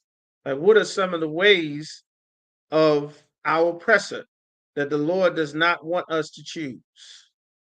You understand? Like, what are some of the ways? The Lord does not want us to choose his dietary practices. Like, he doesn't want us to eat crab, shrimp, and lobster. We aren't supposed to look at those things as though this is a food source for us. He might love lobster and shrimp and pork, but we can't have that. We don't look at that as something glorious the way that he does. What is one of his ways? What he celebrates? He celebrates Christmas and Mother's Day. We don't honor our mothers on one day of the year. That's a fertility holiday that they're celebrating for Mother's Day. Nobody care nothing about their mothers in America. You a son going to grow up and try to become a daughter. You don't give a damn about your mother. You for sure don't care about your father. Want to be a little boy laying down with other little boys. You don't care nothing about your father. Be a grown man and put on lipstick, a dress, and some heels and a wig to try to compete and become your mother. You don't love your mother. This place doesn't teach love at all. And the Lord does not want us to look at his ways as something glorious. The Lord gave us our custom and ways to be glorious in his sight. You understand? So that's what the Lord said there. What are some of his other ways? His marriage license by the courts. Like, we're not supposed to envy that. So many sisters look at Esau's marriage license by the courts as though that is what God said marriage is. We're not supposed to envy his lifestyle of a ring and a piece of paper, because according to our lifestyle that the Most High gives us, sex is marriage. You understand? Because our people take that piece of paper serious for a couple of months, but don't ever take who you having sex with serious, which is what the Lord actually commanded. Because that's the marriage according to the Most High. That's till death do us part. That's permanent. You understand? So the Lord doesn't want us to look at that. What is something else that the Lord said not to envy? America's voting system, getting wrapped up in America's politics. You understand? The alternative lifestyle, that LGBTQ. They having a syphilis outbreak in Virginia right now. A huge World Health concern about a major syphilis outbreak in Virginia. You understand? It's very bad. It's going around Virginia. You understand? The Lord said, don't envy the oppressor and choose his ways. All right? The deeds of the wicked. All right? You understand? Jeremiah chapter 5 and verse 28. It says, they are waxing fat, they gotten strong. Another wicked way is for you to think that your wealth is only for you, that is to build you up and get you big mansions out in the middle of nowhere. You understand? Like, that's not lawful. Meaning it's not lawful for you to, it's not unlawful for you to have a big mansion somewhere, but for you to take all of your wealth and keep it to yourself, that is not lawful. You understand? Isaiah chapter 3 and verse 14 says, the Lord will enter into judgment with the ancients of his people, the oldest, the elders, the powerful of his people, and the princes thereof, the rich and strong and mighty men thereof. For ye have eaten up the vineyard. The vineyard is the vines. That's where you get your grapes, your fruits, and your vegetables, your support, your sustenance. They have eaten up the vine, the vineyard. They took the wine for themselves. All of the wine, all of the apples, all, not the apples because they don't grow on a vine, but the cucumbers and gourds and everything that you need to eat and survive, they have taken it for themselves. Brothers and sisters are poor in Virginia because of Timberland, because of Missy Elliott, because of Chris Brown, because of Pharrell Williams and Pusha T. That is why brothers and sisters are poor, without food, and homeless, struggling to survive in Virginia, because the spoil of the poor is in the house of the rich. They got $300,000 for multiple Lamborghinis and Ferraris and millions of dollars of Maybachs. Then they should have millions of dollars to make sure that their brothers and sisters in these cities are fed. It is their responsibility as a rich man. That's why the Lord says they are waxing fat and they shine. They shining, you see them, they in the spotlight, they waxing fat, they strong, they overpass the deeds of the wicked. You understand? The oppressors say you can live an alternative lifestyle. Tyler Perry get a lipstick, wig, dress, fake nails, heels, pumps, purse, and he be an old ratchet grandma for money. You understand? Now you'll see Esau being a alternative lifestyle man, but you don't see Anderson Cooper in no lipstick and no dress.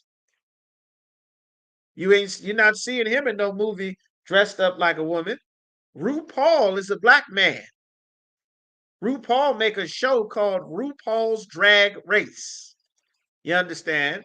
So he can encourage other men to dress up and win a prize for his alternative lifestyle man competition, to turn them to present themselves as women. You understand?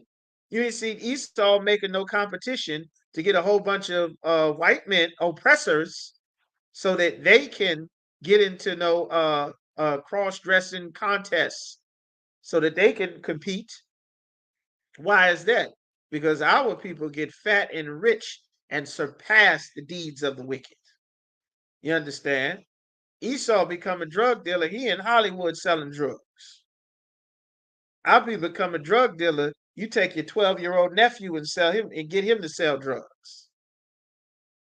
Esau distribute the drugs to the local dealers in the neighborhood. You take the drugs and give them to Bobby Schmurder. I've been selling crack since like the 6th grade. You give them to a 6th grader so he can sell weed and pills and Percocet and crack and cribs. So he can bag up cribs. You understand? You passing the deeds of the wicked. You understand? Our oppressor is an evil monster. He beating and unaliving brothers at traffic stop. You understand? Like he's an animal. He's supposed to be an animal. The Lord said our adversary go about as a roaring lion, seeking who he can devour. He's supposed to be an animal.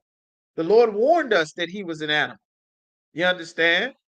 But you're not supposed to be an animal to your brother.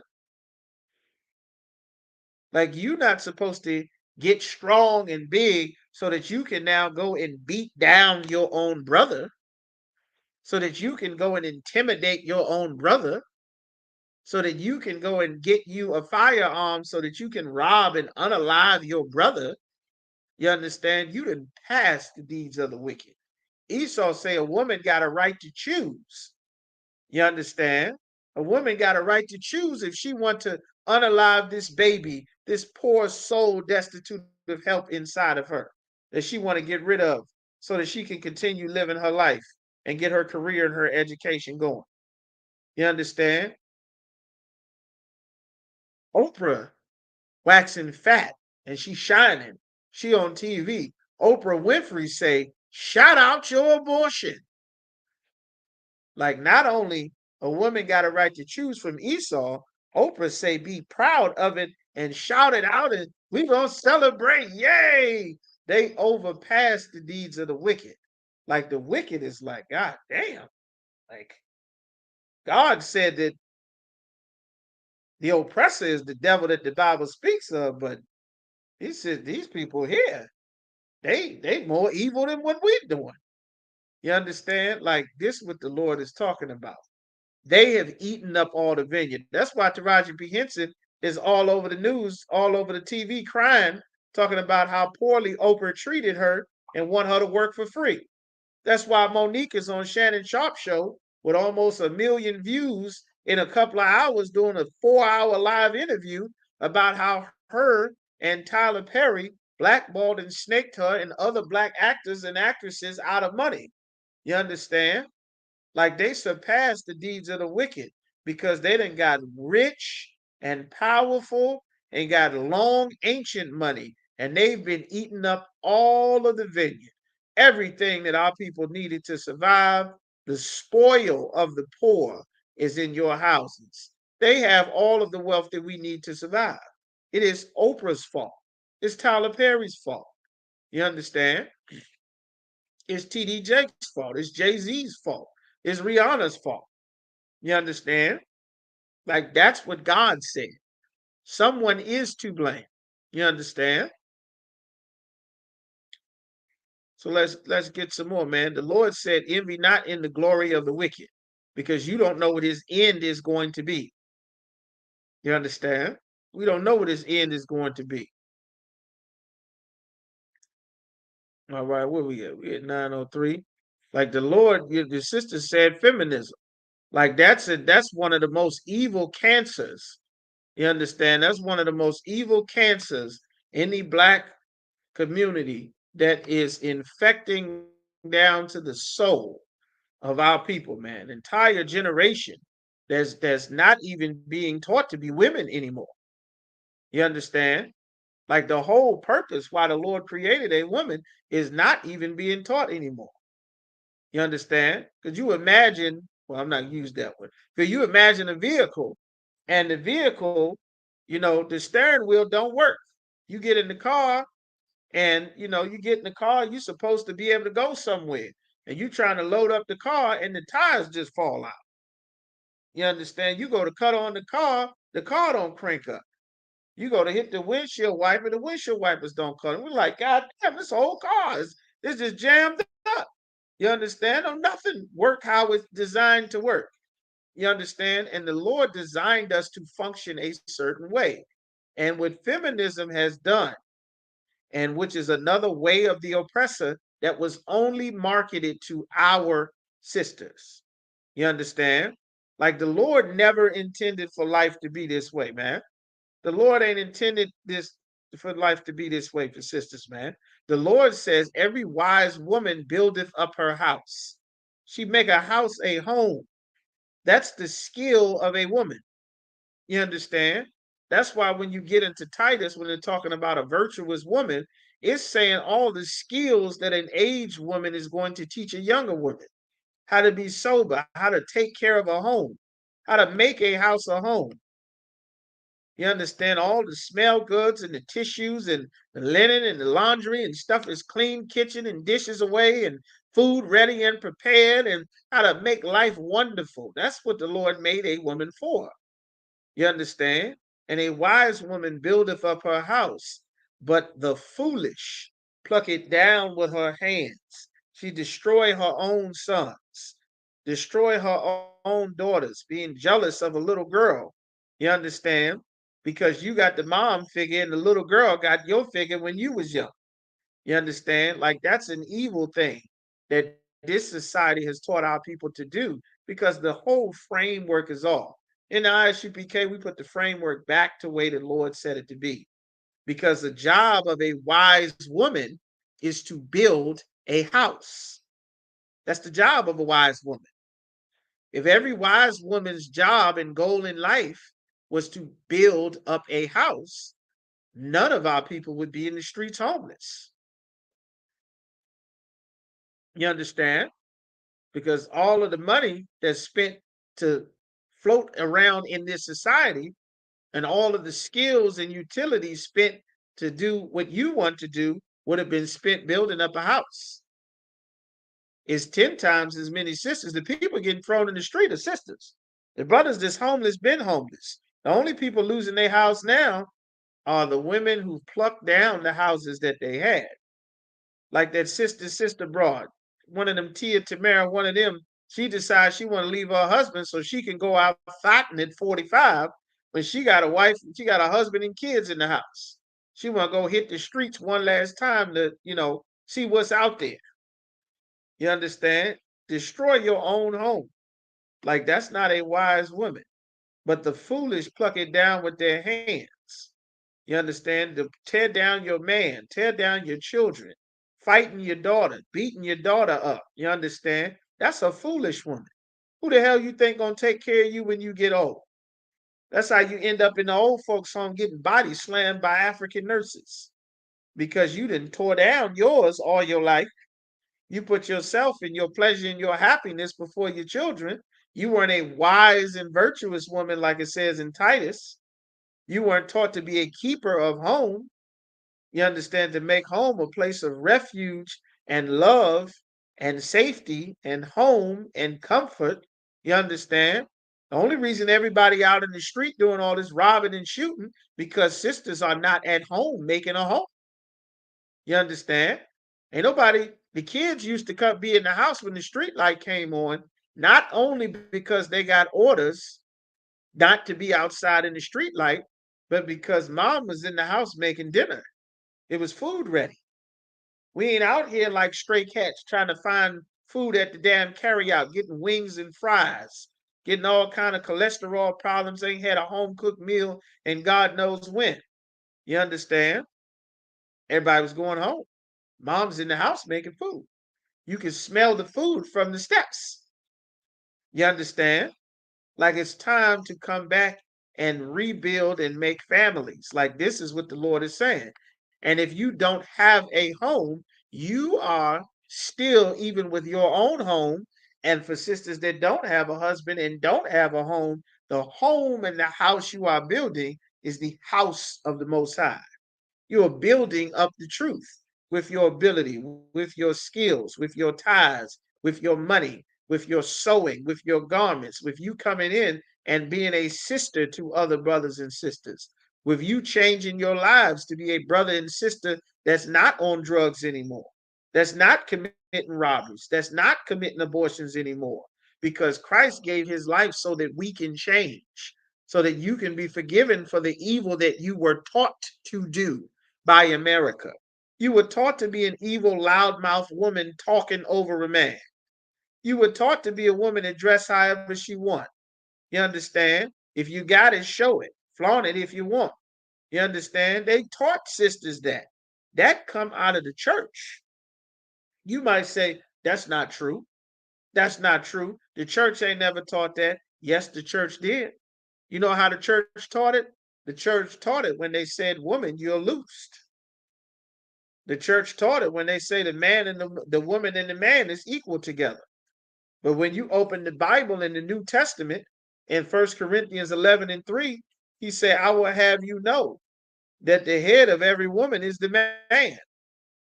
The head of Christ is the head of Christ is the most high. The head of the woman is the man. You understand? And the head of man is Christ. Like there's an order and a hierarchy. There's no equality. Battle of the sexes. You understand? That come out the Christian church. That was our oppressor's creation. Feminism. That's our oppressor's creation. All of that Christianity, that's the mark of the beast. By them teaching you the Immaculate Conception, teaching you that God got Mary pregnant without Joseph having sex with her, that does a number of things. That cheapens the life of a black man. It cheapens a black man's life. Because the greatest man that ever lived, he didn't come from a black man. He came from God. So if God made this baby, then you understand, then Mary is to be worshipped because she carrying God's baby and Joseph is just a baby daddy. That's all. Joseph by himself raised the greatest black man that ever lived, and Joseph gets no credit for it. That's why dads, black men, black, Hispanic, Native American men aren't put on the proper place where the Lord intends for a man to be. A wise woman is going to build her man up. A foolish woman is trying to build herself up. And that's what you see so much. You understand? Church made this. It's not your fault, sister. You think you're supposed to go back and forth, jump all in some man's face with your fingers and demand what he's supposed to do. Christianity taught you this. Evil old church ladies instilled this in you, making you think you're supposed to leave your man. Well, you ain't really married. Yes, you are, according to the Bible. You laid down and had sex with a man. You were married to that man. You were never supposed to leave that man. You understand? Church taught us it was okay to have divorces. Church taught you it was okay, have a little bit on the side and just keep her away. No, church taught you that. God said all of that tail on the side, you married each one of them. If you didn't want to be with her forever, you should have never had sex with her. Now you stuck with her and her and her and her. You understand? Like that make us think twice about the actions that we take. If God don't care what we do, then why don't we all just do whatever the hell we want? Yeah? And that's the spirit that the Christian church has put on our people. That feminine spirit is the Christian spirit. You understand? Like that's the spirit that Christianity puts on our people. The Lord said he suffered not a woman to teach, because serving God is not about empowering a woman to rule and be all she can be. It's about empowering a woman to help that her man be all that he can be. You understand?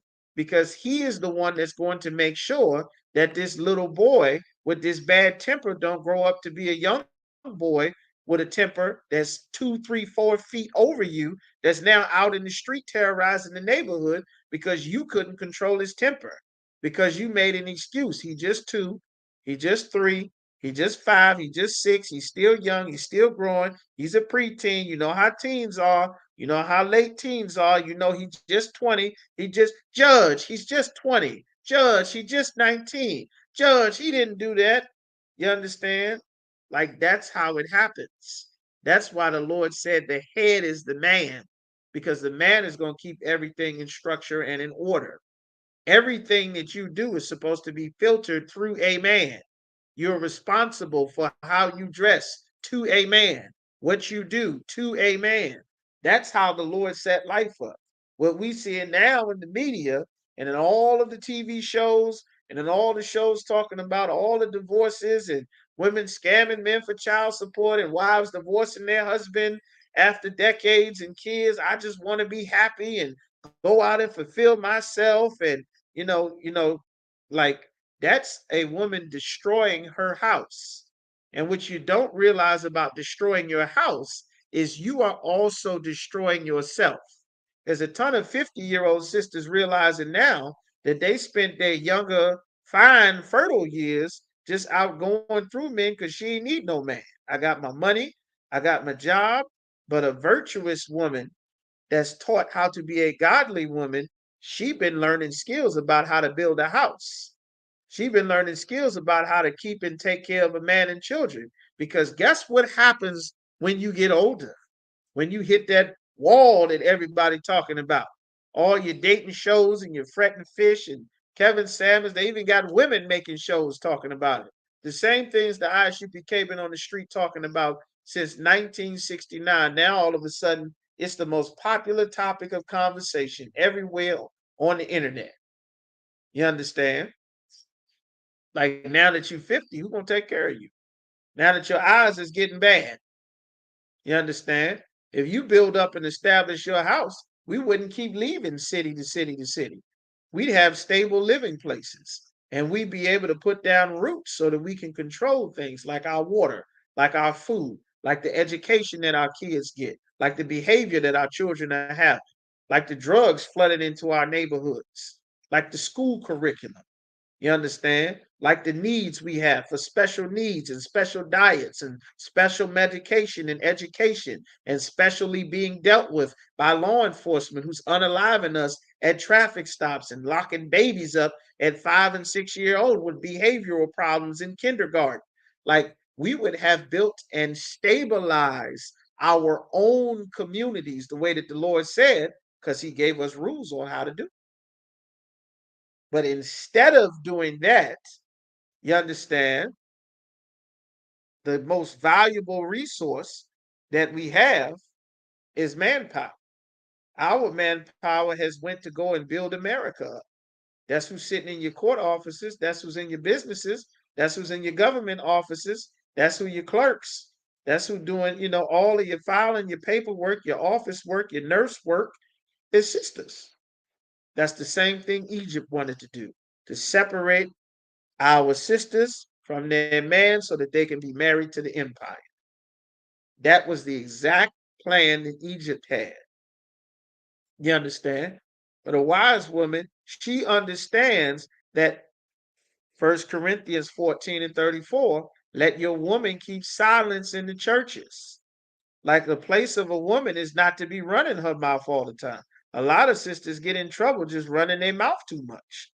That's a valuable skill that the Lord wants to be instilled in a daughter of Zion, is to learn how not to run your mouth all the time. You understand? A lot of what you're saying is how you feel. It's not based on actual fact. You understand? There's something in the Bible that you must be taught as a woman. Your brain is hindered by your feelings in most of the time. That your feelings do the thinking for you. You understand?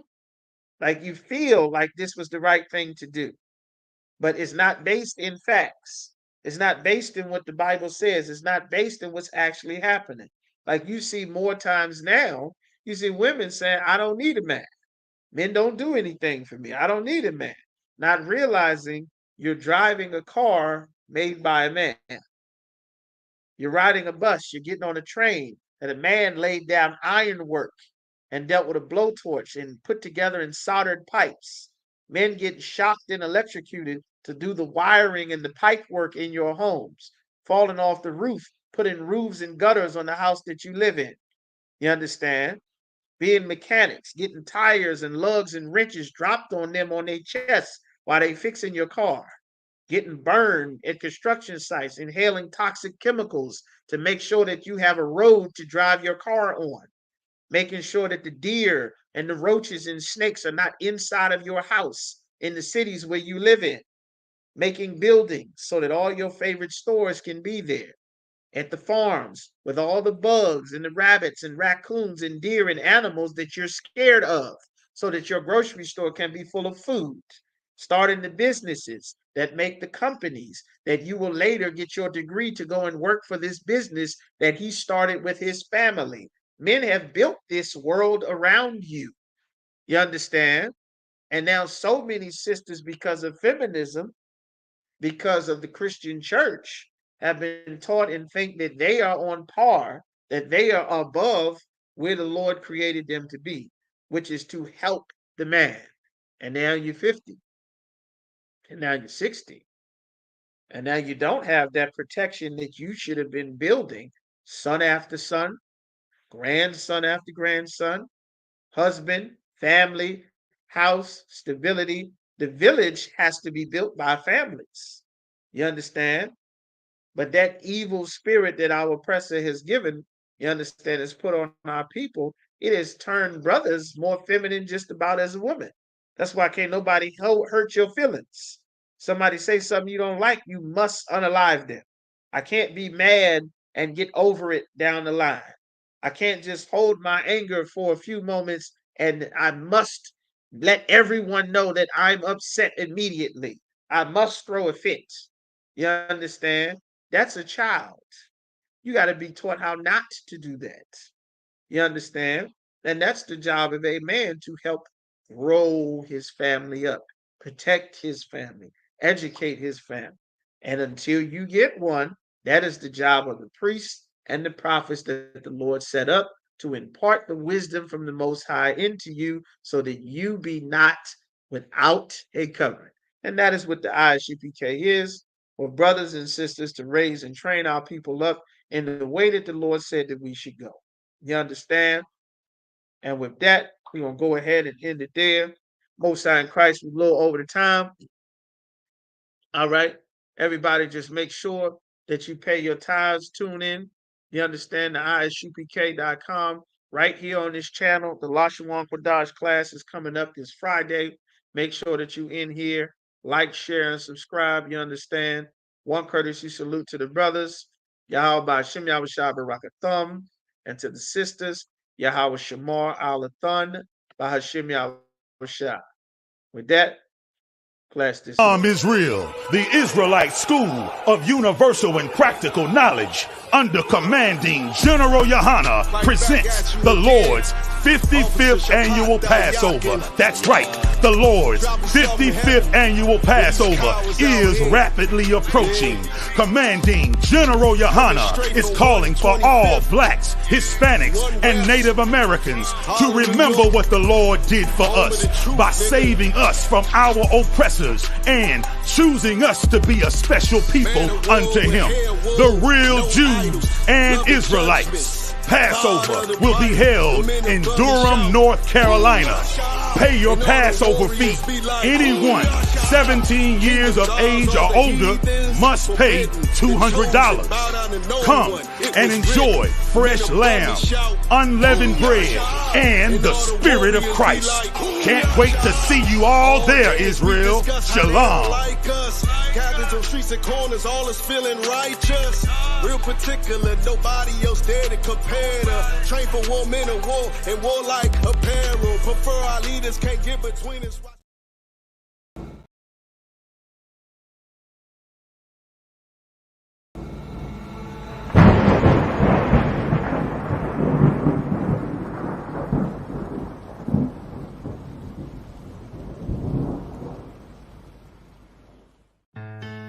West till they bury me. I'm one west till they bury me. I'm one west till they bury me. I be one west to the death till they bury me. One west till they bury me. I'm one west till they bury me. I'm one west till they bury me. I be one west to the death till they bury me. I be one west to the death till they bury me. They ain't scaring me. Rip the soul out of Pharisee. Speaking heresy, it get you fucked up apparently. It's like they daring me. I said chill, they ain't hearing me. They ain't listening. Every bar nitroglycerin. Hit your heart, bring it back to start, make you live again. Get them dividends or we start getting ignorant. I be on that soldier shit. I told you shit phenomenal. Nah, but he a domino. So what you suckers trying to do? Rhyming comical, guess it's funny until I'm bombing you. Bring apocalypse to them pussy niggas that's popping shit. Team of all-stars, I coach them up like I'm Popovich. Fuck the politics and the lobbyists and apologists. They vagina, so we gon' check them like gynecologists. It's kinda obvious how the situation is ominous. The way I vomit this and regurgitate for the audience. They start applauding this cause the competition is fraudulent. From the era where niggas smoke you up like a parliament. The flow been stupid, shit has gotten retarded since all the dominance of one west rising to prominent. Cause I be one west to the death till they bury me. I'm one west till they bury me. I be one west to the death till they bury me. I'm one west till they bury me. I be one west to the death till they bury me. I'm one west till they bury me. I be one west to the death till they bury me. I'm one west till they bury me. They want a nigga quiet, mute my maneuvers, but I ride like I got Groupon for Uber. Rhymes hard like they been viewed by Medusa. 9 milli Luger, 17 in the Ruger. Only need a few to sit up in your medulla. Obligata for the regatta, niggas wildin', they win every dollar. They riding by in black Impalas, let the semi holler. The showstopper been the proper since the teeny bopper. But now I'm going them off Patron, a premium of vodka. I put extensions on the Glock, modify the chopper. The swore heavy, war ready, and that's worth the mama. No marijuana, say I got the loudest silence on it. When I'm up on it, ain't no rapper do it like I do it. A lot of spitties and writers, but when they heat's on, none of them can get through the fire. Around with me, and I had a nigga spin like a tire. But down the deep, and I'm still dope as a piper. Every bar burn hard like a spoon with a lighter. Fuel to igniter, I'm winning, coming through with the title because I be one west to the death till they bury me. I'm one west till they bury me. I be one west to the death till they bury me. I'm one west till they bury me. I be one west to the death till they bury me. I'm one west till they bury me. I be one west to the death till they bury me.